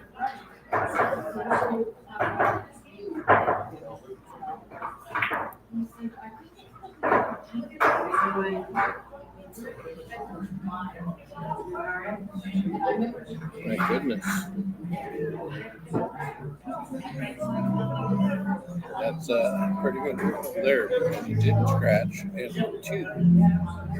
Kicked it 2 to 3 balls. 3-6.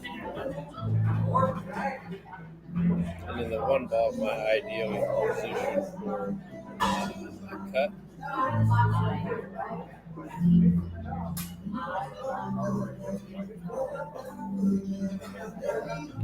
Kim does jump pretty well, so that's an option too if she wanted to go that route.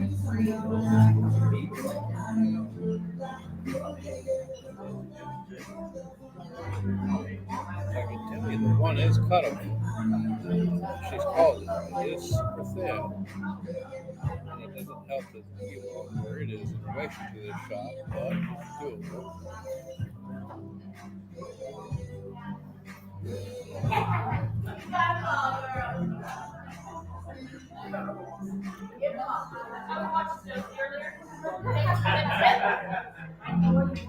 Well, luckily came from Kim. She missed the one thin enough that it would have been a foul, but the cue ball with 2 railed down and kicked her 6 in, which is her ball, so the first ball contacted was hers. And although she doesn't get to keep shooting, Josie does not get ball in hand. And she made a great shot there, but as you can see, did not get herself the best of position. But Kim's 3 and 1 are both neutral. So something Josie could do is just not thin the edge. Pump it so the cue ball comes in like this, goes this way, it sits there, and then this ball goes like this, it sits there. That kind of thing like that. So basically, cork ball hit. The last two that they tried to hit super thin, she completely missed the ball in hand. She didn't want to do that a third time. But she's playing for the bank, back bank, so it held the pocket where she's standing. It's not impossible, but not the easiest of shots. And then she's not scratched again, which is good. And then she left Kim pretty straight on this one ball, which means it's going to be very difficult to get back to the 3. If there's any kind of an angle, and a higher Fargo shooter could force 2 rail off of the straight shot on the 1, force angle into the rail here or here. No, Kim may have that. She may have that shot in her arsenal. It is a top left to right English stroke shot. And a hook shot ain't going to cut it. It's got to be a stroke shot so that the English creates the angle for the cue ball to get to a rail, and then the English throws that cue ball off.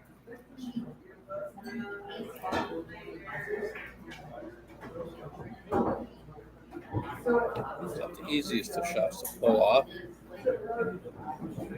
nor is it so commonly known.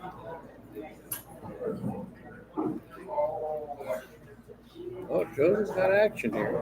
She got a nice angle just between the sides. So the cue ball just come out right in here and play that cut here. Don't get too crazy here. Pocket the shot. Let it play its natural angle and come back towards the middle. Just like that. Nicely done. Great speed shot there. Good speed control.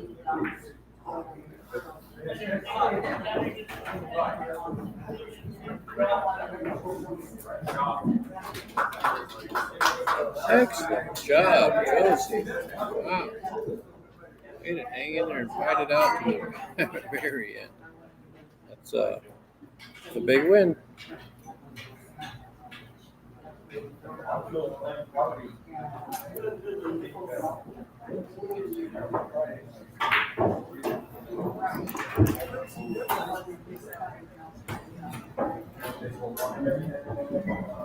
But no.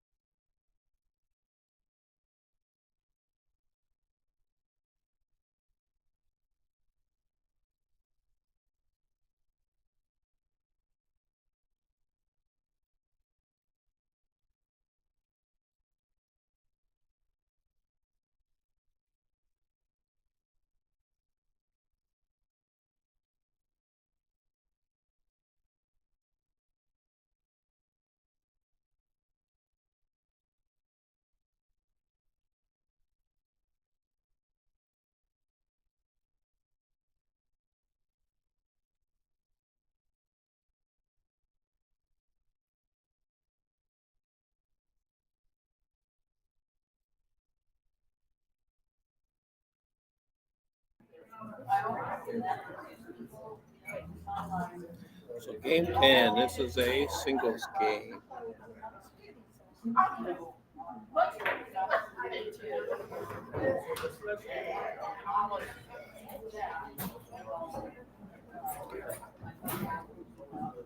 So it looks like Poncho's going to be shooting the 3. But you can see the 5 as well.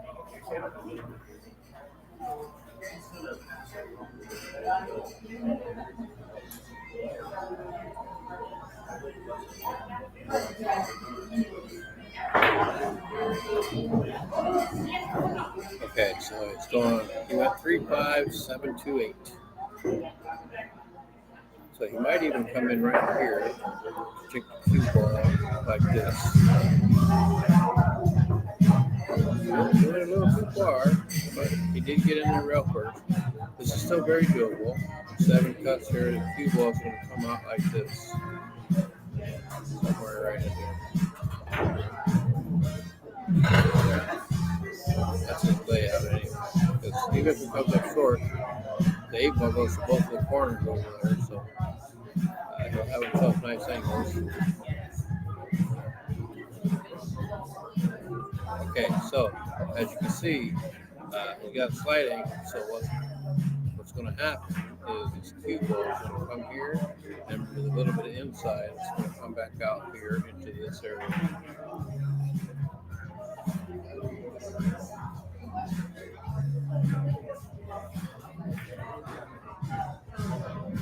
Just like that.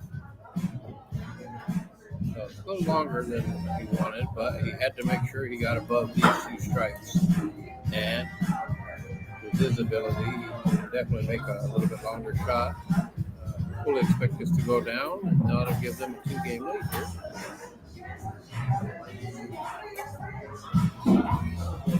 And there it is. That's out Poncho. Oh, Poncho's playing part. But yeah, that shot there, as you saw, he was on a back angle. Okay, and what I mean by that, so I'll draw it from side to side versus end to end. So that would be the 2 ball, cue ball. Okay, so that was cutting this way.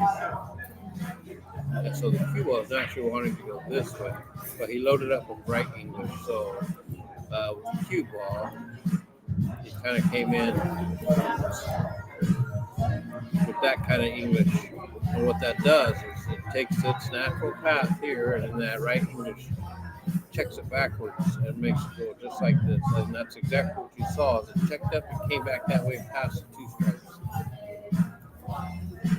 Now, had he been more on the other side, if the cue ball was more on this side, then he could have come this way and then played the 8 ball in the same pocket. So he had options playing that 7 ball on the side. And did it perfectly. I mean, that came up nice. He gave him a nice good look at that 8 ball. And he drained it. So they're up by 2. And if they win this first race, there will be a second one, as DA&FO has the hot seat. Brian is up. This is game number 11. And game 11 is a Scotch couples game. So it looks like Brian and maybe Jim are playing. And I see them both standing there with their pool cues. So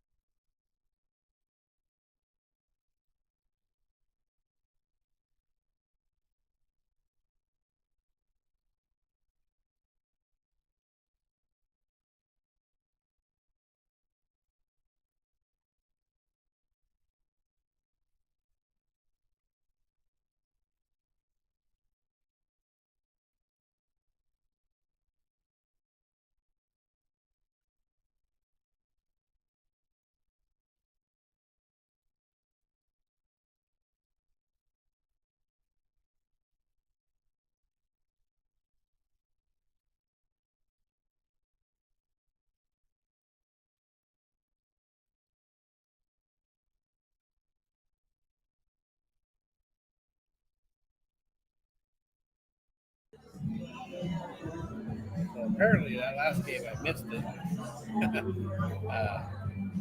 But that was a break and run for Pancho. He tells me that was his second one. So that's 2 more patches for him.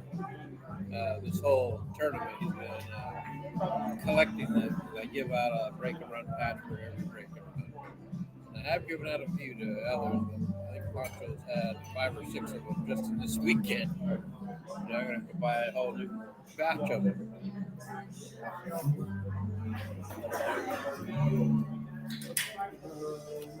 I give one. He's over there holding his batch and he goes, I give them away.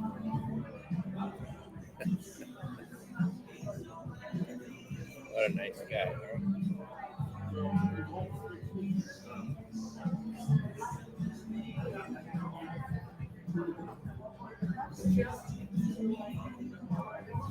Ooh, that's a tough shape right there. I don't know if we can get by that to at least get a hit on that 14.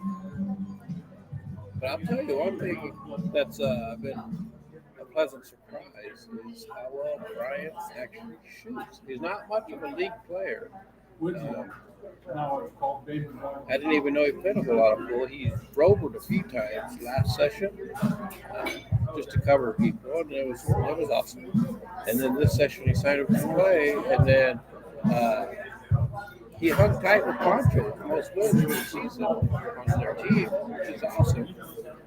And then just watching him this weekend tournament, he plays pretty well. It was a pleasant surprise. I had no idea. So it's a good thing.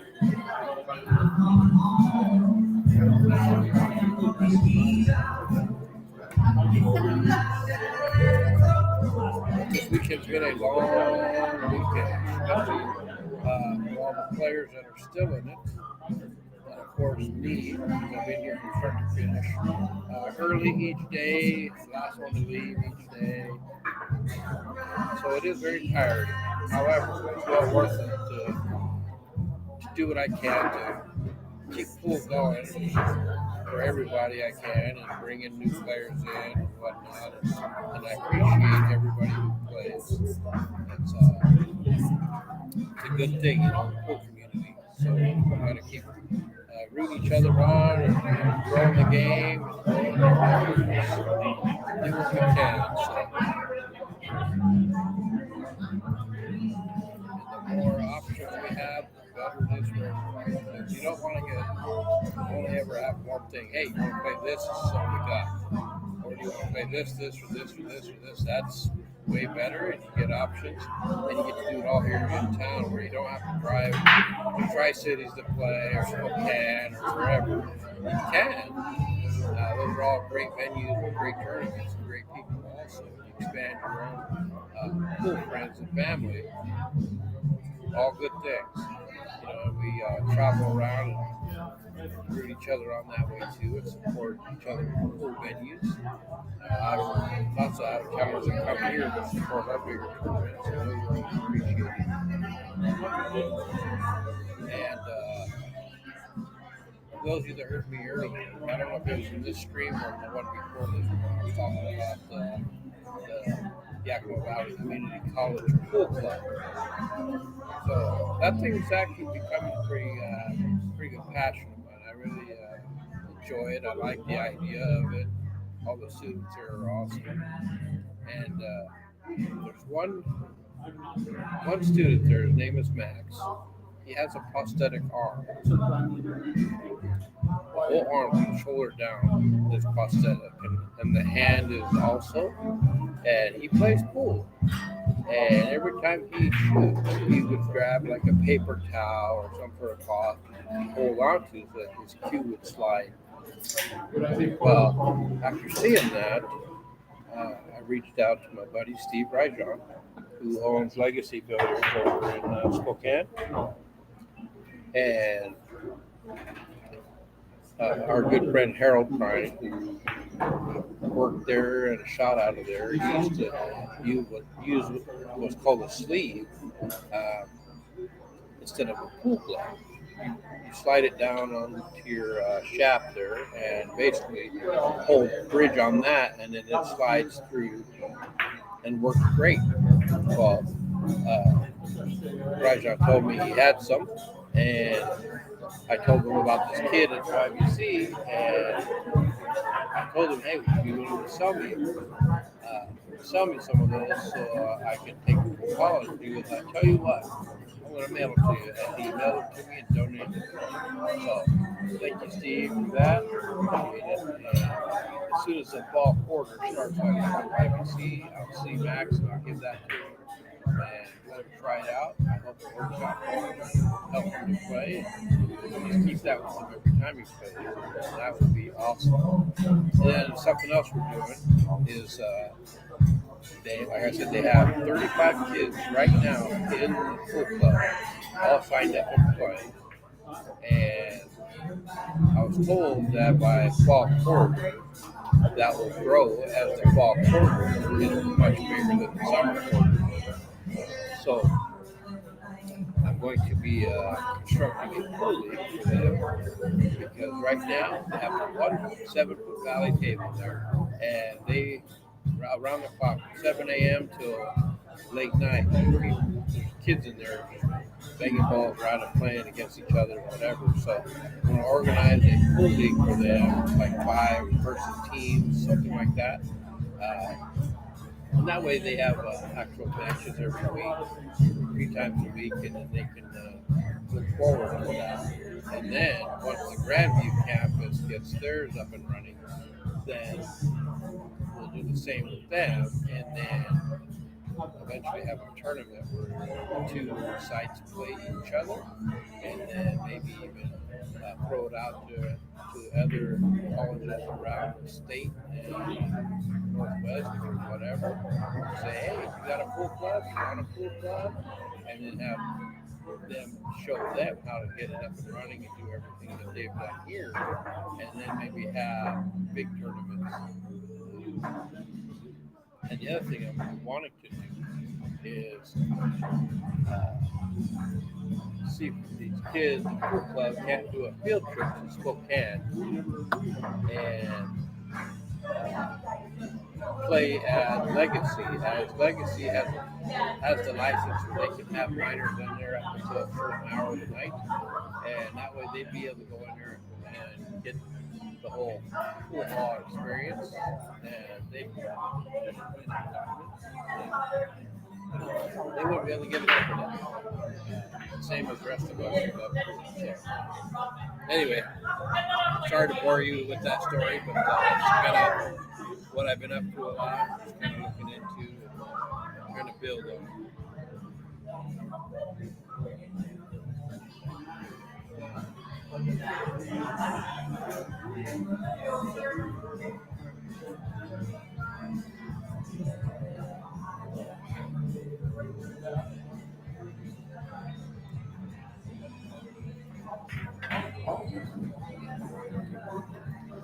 I'll add a little bit onto that story. So, one thing the pool club did for me, which I thought was super thoughtful, and I really enjoy it. So, I collect cue balls. So I have so many cue balls of all types, new, old, specialty ones, you name it, and I do have a number of pool balls, cue balls, dime balls, things of that nature that are autographed by pro players. And what the pool club did is they got one of their cue balls. They had multiple, and they got everybody to sign it. And so the entire pool club, including their advisor, signed that ball and presented it to me. And so I have it at home on the shelf in a case with all my other autographed balls. And you know, that hit home. That hit home with me. I really appreciated that. I was very thoughtful of them to give me that. So thank you to them.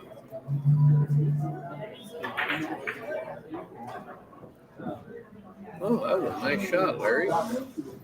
The 8 ball is going to be a little tricky, but this little back cut here to cut the side. If she gets this a little bit of draw, that cue ball will draw into this and open that up.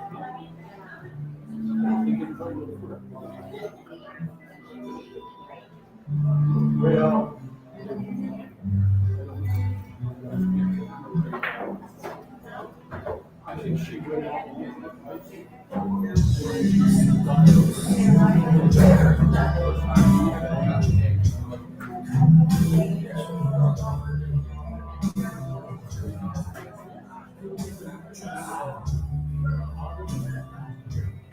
Oh, look what she's doing. She's cutting it to the side and drawing into the 8, and it should leave a shot to the corner. Okay, so she overcut it, and therefore it played out like it does. And now Jim and Brian have a pretty good look at this. So now this ball and this ball will be their last two prior to the 8, which is going to be tricky being side to side. So that's a traveling cue ball. Cue ball is on the rail right now too, so they have to kind of roll that in, roll the 9 into the side, and hopefully it's not so straight that they follow it in, but then get the cue ball in this area. Ideally speaking, you'd want it like right on the rail or off the rail a little bit to create even the slightest of angles to work with. I don't know if they have that, and we're about to see how this is going to end up, but it looks fairly straight. It was a little bit, but as you can see, that created it tough. I think rolling it in would have been the better option, but considering where it is now, I mean, the play, honestly, is a safety. Kind of clip that 10 ball and sit right next to it. Force them into a kick shot to open up. I think Coach was going to coach him into a safety here. Brian called him over, and he's like, well, because even if you cut that 13, there's no guarantee what kind of look you're going to get on the 10. It does appear to pass the 7 to the corner. It just, it's called the side, but I think he's going to play safe anyway. He's calling a pocket just to call something. I'd be surprised if he actually went for this, but they might. They got a 2-game lead, so they could be playing aggressive here. He's aiming it out.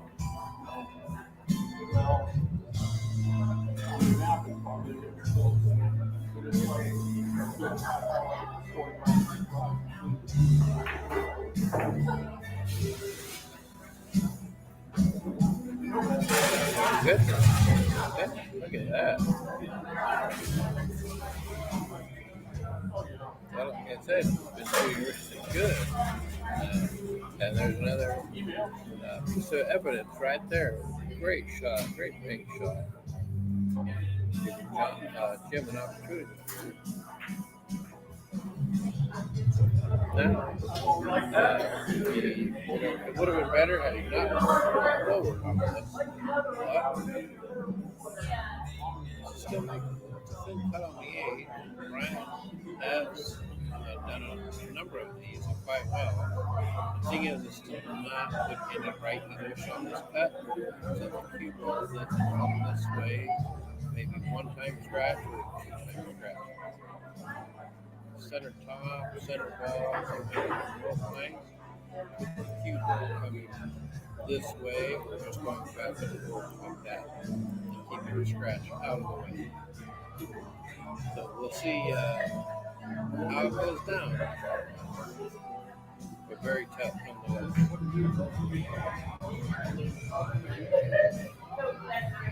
Well, like I said, Brian has been pressing everyone. Shot maker. So maybe I'll just add this one to the list.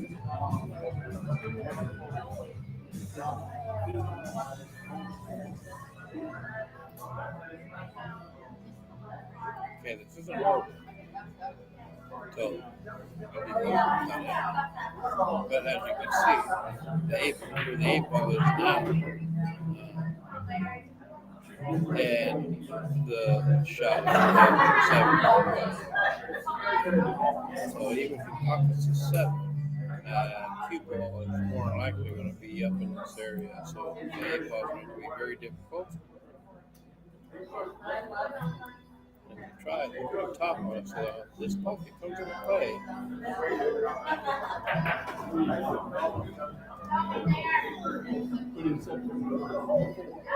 The pocket comes into play. Luckily, it did not fall in. I don't know if they can see the edge to cut this. Jim called that pocket, so you might be able to see it. The good part about this, as long as he doesn't blast this, even if he were to miss, the cue ball would be necessarily leaving a tough shot. You don't want it to come up table or back down in here and give them something much easier to work with.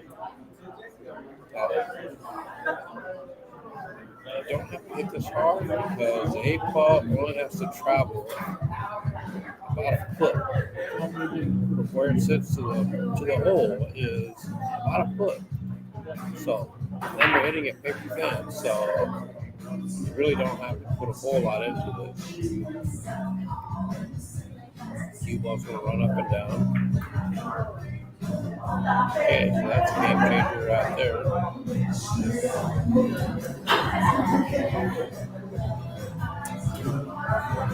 So now, see this, so the cue ball will go from the rail. If you don't hit it with enough speed, it's going to be over here, which is a very tough 8-ball. You want it to go to the rail now, so okay. So even if she would have made that, the cue ball would have been over here somewhere, making a tough 8-ball. So now Brian comes to the table with a very makeable 8. 7 sitting where it is. Just want to make it. Oh, no. So that's going to be brutal. Considering where the 8-ball or the 7-ball is sitting, the cue ball anywhere on this same half of the table gives them a shot. So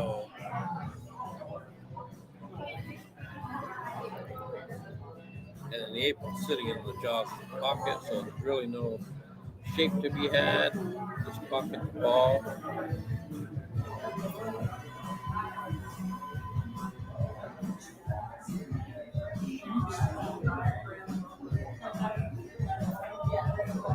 Just make it, let the cue ball go to the rail and back out. Don't try anything fancy.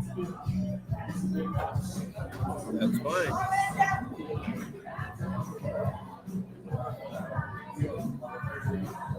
So what should have been a loss is now a win.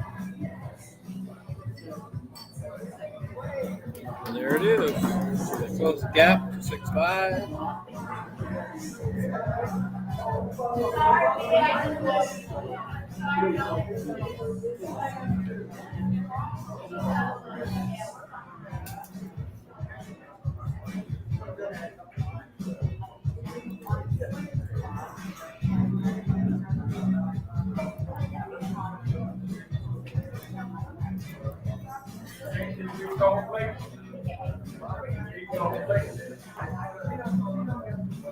Okay, so the next game. This is game number 12. This is a singles game. Jesse's racking, so we're just going to rack and break. And I'm just playing chain.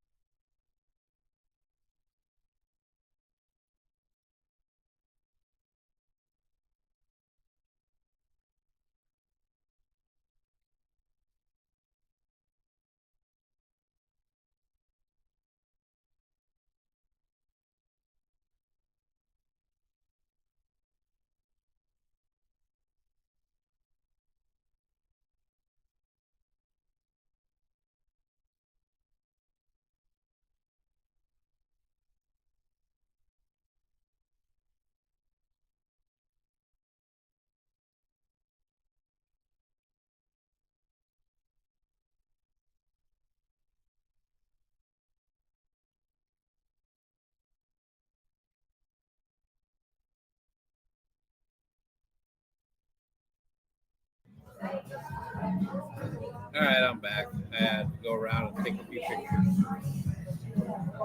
So check out the Little Dutch Inn website. That's littledutchinn.com. You look at like the pool tournaments or league play.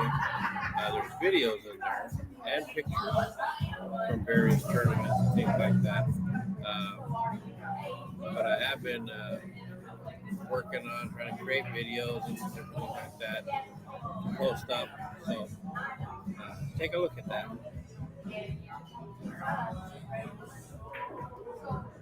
Videos are they're all quick. There's nothing really long.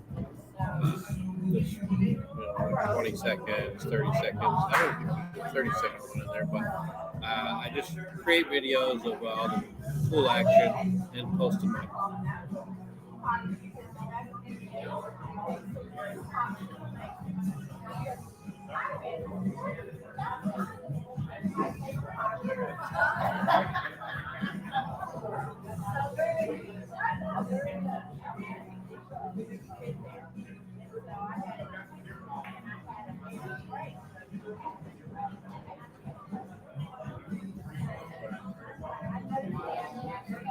Okay, so Jesse just made the 6 on the side, but didn't really leave himself a whole lot to work with here.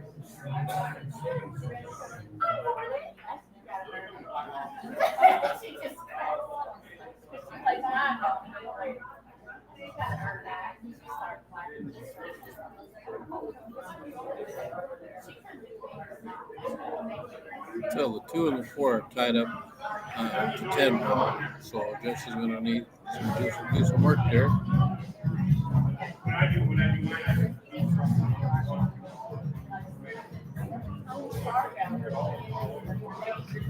See now, this 15, if it goes, this ball right here, if it goes, never mind, it's playing a different pattern now. Yeah, I didn't like that at all.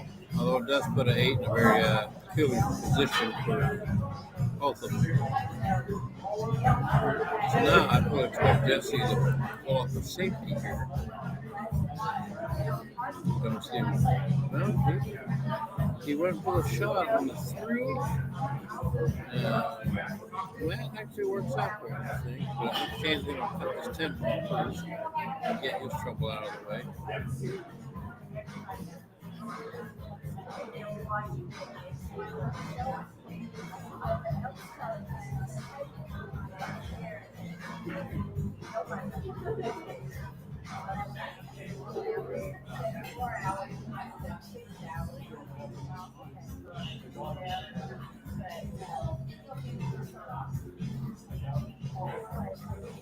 He's looking to play this from the side pocket. Oh, no, he went through there. Well, he did definitely left it messed up for Jesse. So he's asking Poncho, what would we do here? Poncho will power draw this. I don't think Jesse has, at least not at the level Poncho would, to be able to draw this ball all the way back here. Can't go rail first to travel around because this 9 ball right here would stop that.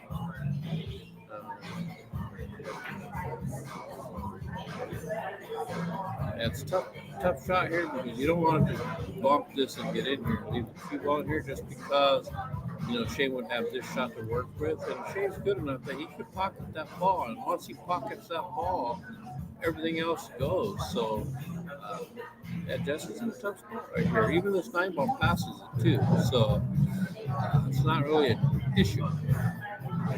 But that's what he's looking to do is basically graze the 4. Well, he might be calling the 4 there, trying to play the carry from the 3. So the cue ball coming in like this and like this, and pocketing the 4, and doing it slow enough that even if it doesn't, maybe it sits there and blocks that 15, and then Shane would have an issue. Wow, that was an excellent coaching job and excellent execution by Jesse. That was spot on. needs to shoot this 3 with the cue ball, run over, back throw to center.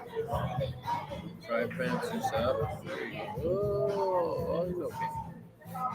Slow down. All right. So he would have wanted to be more out here to have an able to work with, but he has a shot. Now, what he can do with this, because the able doesn't play here.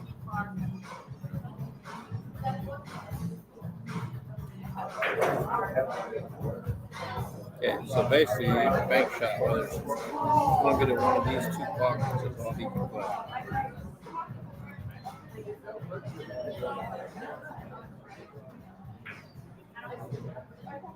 I can tell you, for me right now, I'd prefer this pocket over the corner.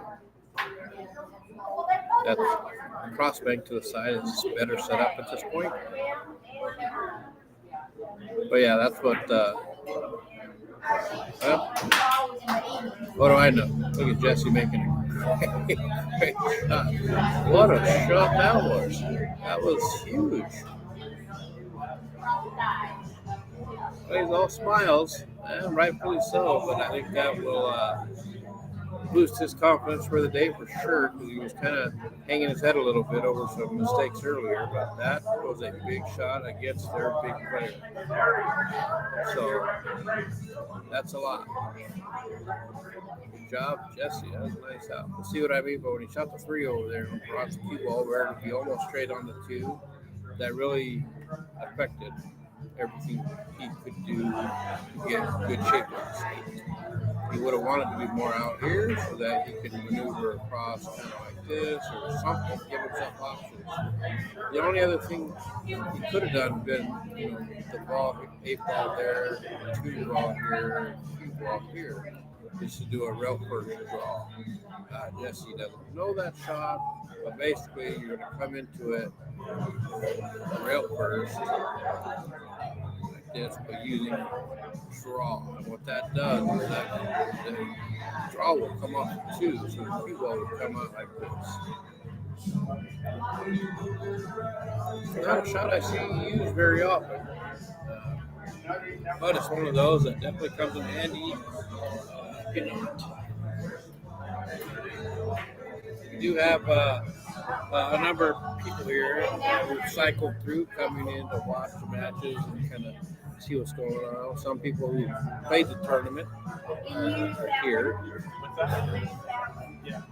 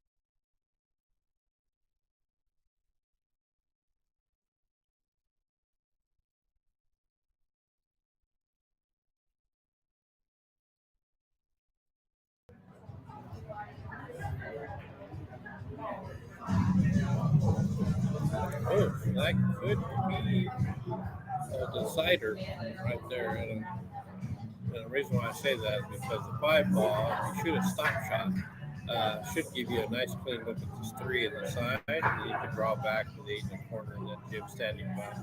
But oh, there it is, right there. I was going to say, you have the tendency to roll forward. So the thing is to draw straight back. You can even put a little low right on this, so it draws more towards the 14. So you've got top on this, which I don't like because of that. Did he get by there? Yeah, I would have never went that route.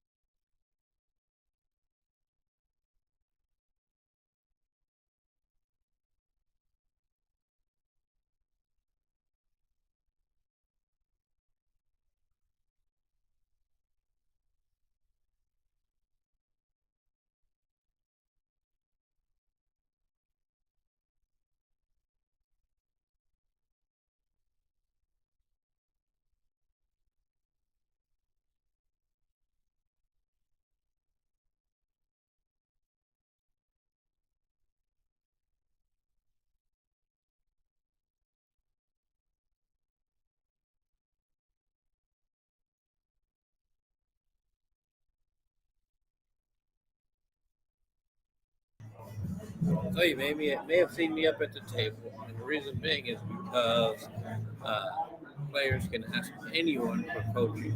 And so Poncho was outside, so Jim asked me, so I came up, started taking a look, and then Poncho showed back up. And I could have stayed there since he did ask me, but my role is a player, so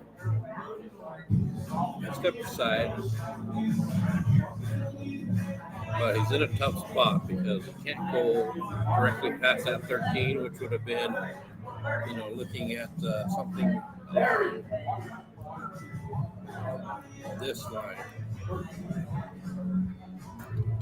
But because he has to go a little further left to get by the 13 first, yeah, that makes it very tough. Now, the reason that came into play is because I guarantee he had a little running English. Had he done more just hitting it the same spot he did, if he had just hit the center top, then I think he would have had a chance at coming in rail first like this. But because of the right English, it opened up wider like that. But it was a tough spot. Yeah, when I walked up there, I said, I kept not saying you should.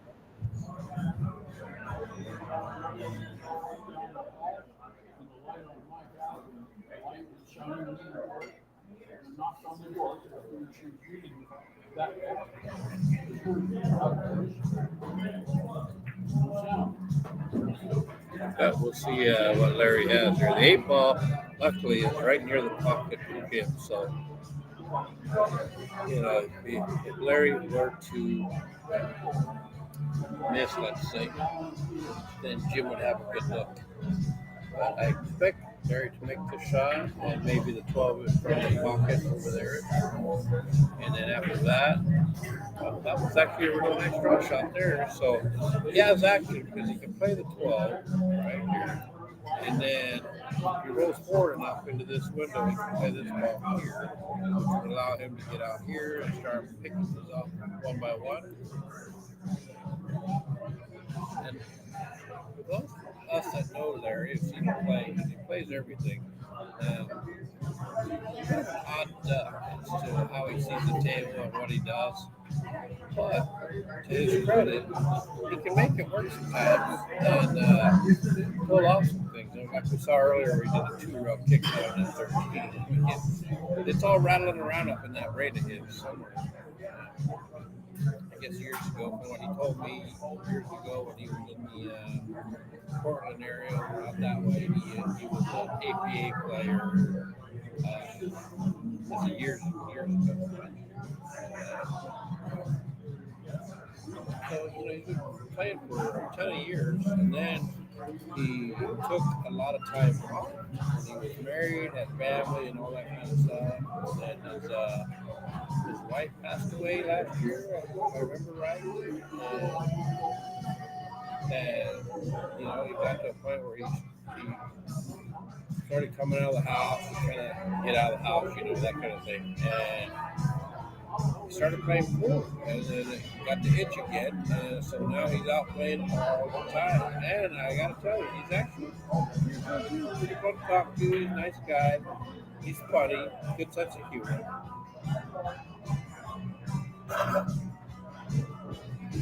So if you're from around here, definitely say hi to him when you see him. So I'm not too sure what he was doing right there. It looked really aggressive, but Jim has a shot available in the side. Half of this pocket is open, but I think even if he hit that perfect, they would pinch and sit in there. So his best bet is to play this shot right there. All that side pocket and roll with it. See what happens. Yep, I think that's what they're sizing up right now. And the reason why I like the side pocket better also is for cue ball. Here, cue ball's going to run. But it looks like he's both sides, so he's going to take his time and line this up. And this will be a big win because it puts them on the hill.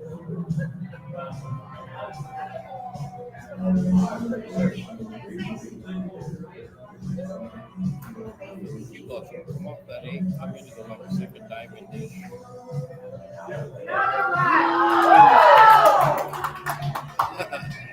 So I can tell you, the cue ball and 13 are pinched in that pocket, just like I said the 8 ball would had he hit the 8 ball that way. That is super, super lucky that. But yeah, where that 13 was sitting and where the cue ball came in, as soon as the winner, they just pinched and they wedged between the points. Very fortunate. But now they are on the hill. First race.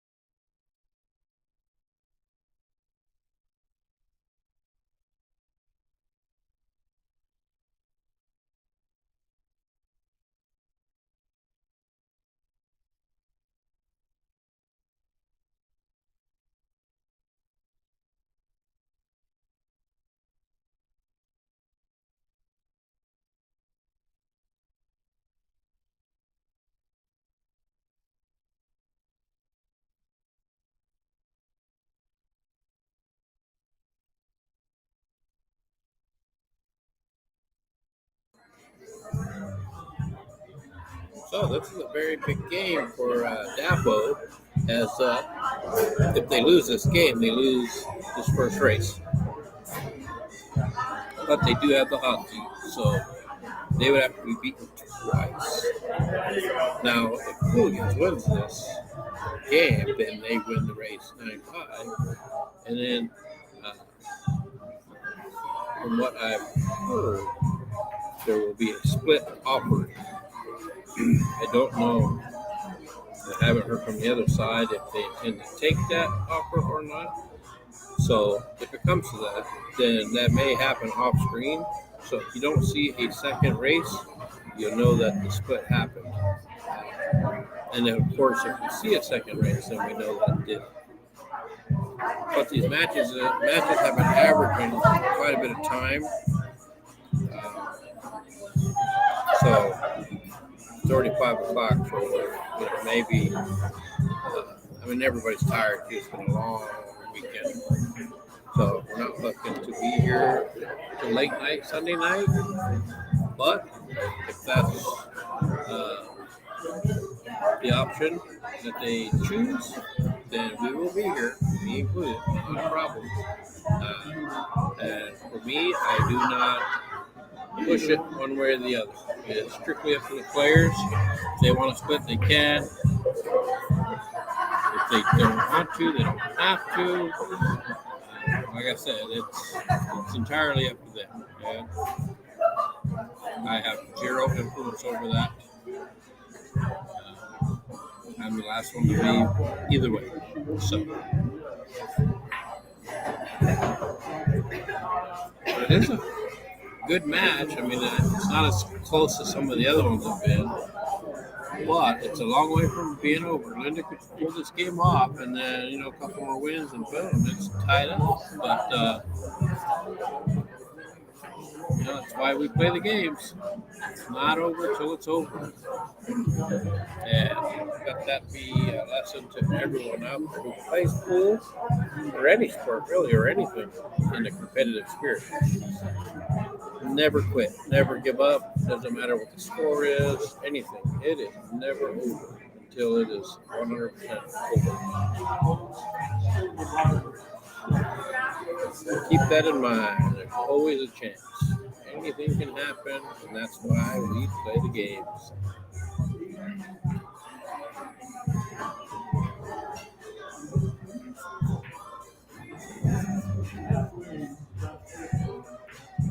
So it looks like the 13 passes the 11, maybe a little tighter than normal, but I do believe you can shoot the 11, and that might even be the better option, just because playing that 13 in is pretty straight, so I don't know if it might be any shape, but she needed to spin throw that a little bit, spin cut it. Failed to do so. She railed it back out of there. So now Brian's back at the table. But he does have a big issue right here.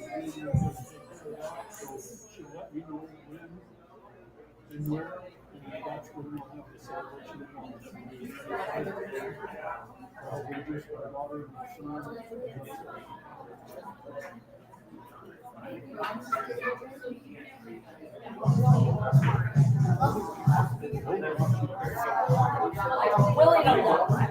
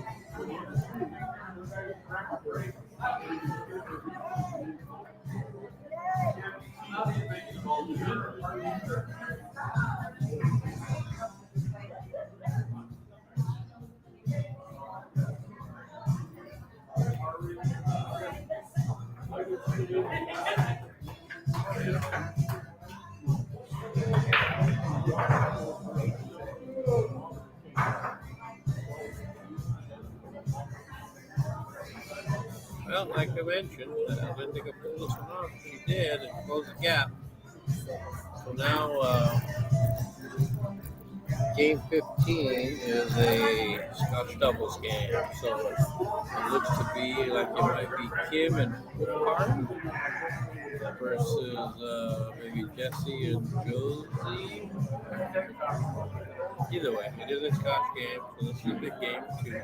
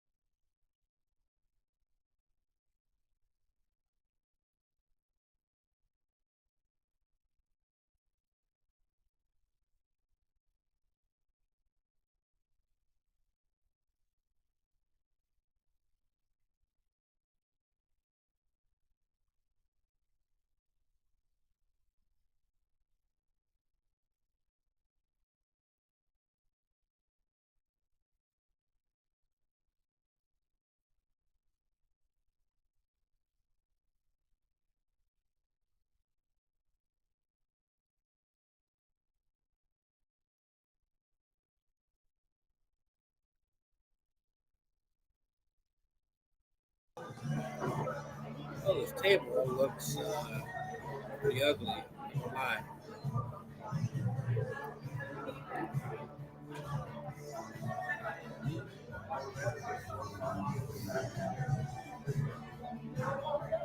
Uh, both sides have a bunch of troubles.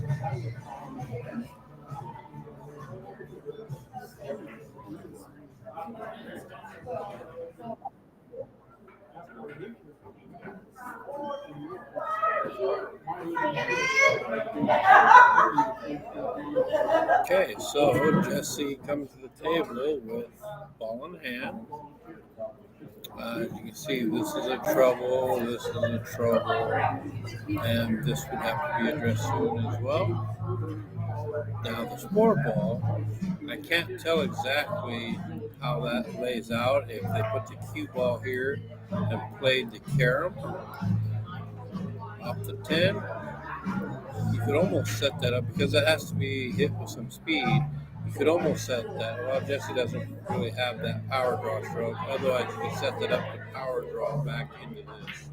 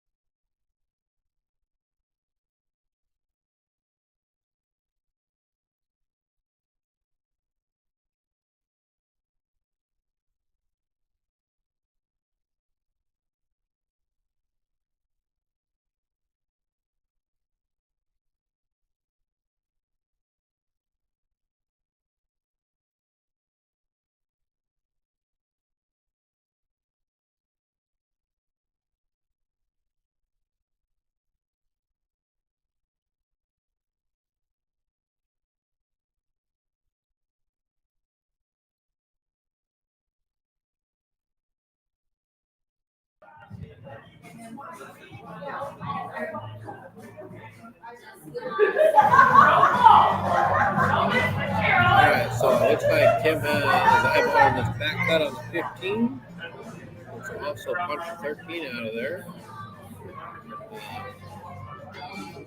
And that'll leave the 9 ball there as a potential problem. That was a very nice shot, and trying to leave Ari a shot.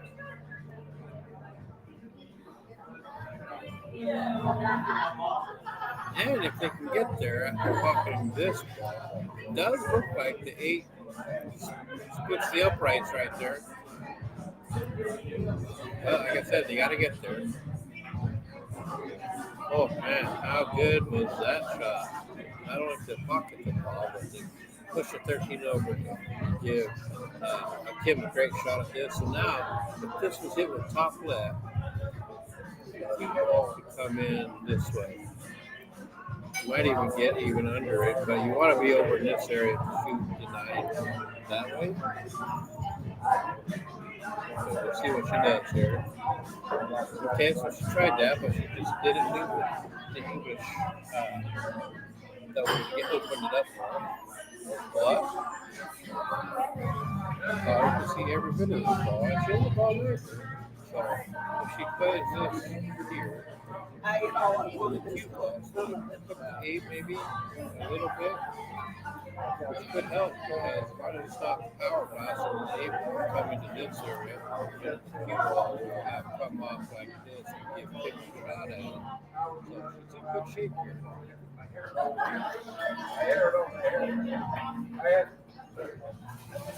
The thing is to focus on the shot and make it.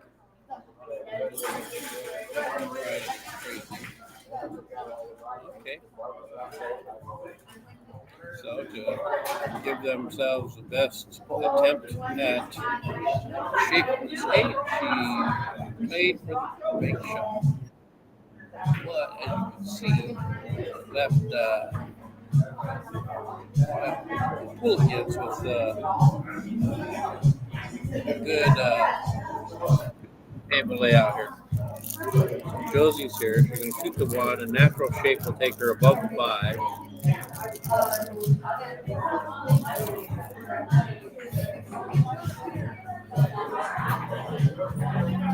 And she hit that much harder than need be.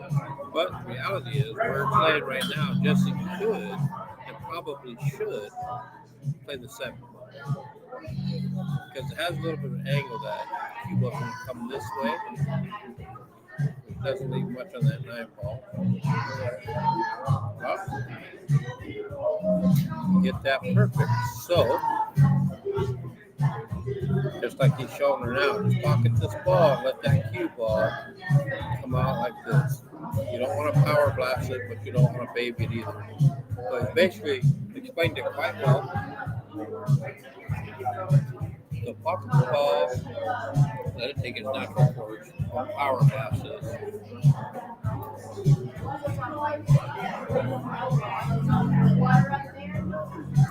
Excellent speed, Josie.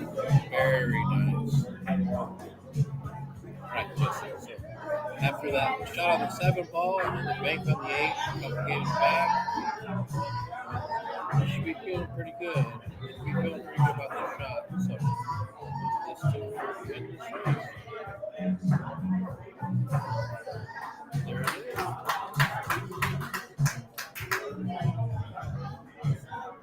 Once again, folks, you see Josie's clutch, man. I'm telling you. She's got game.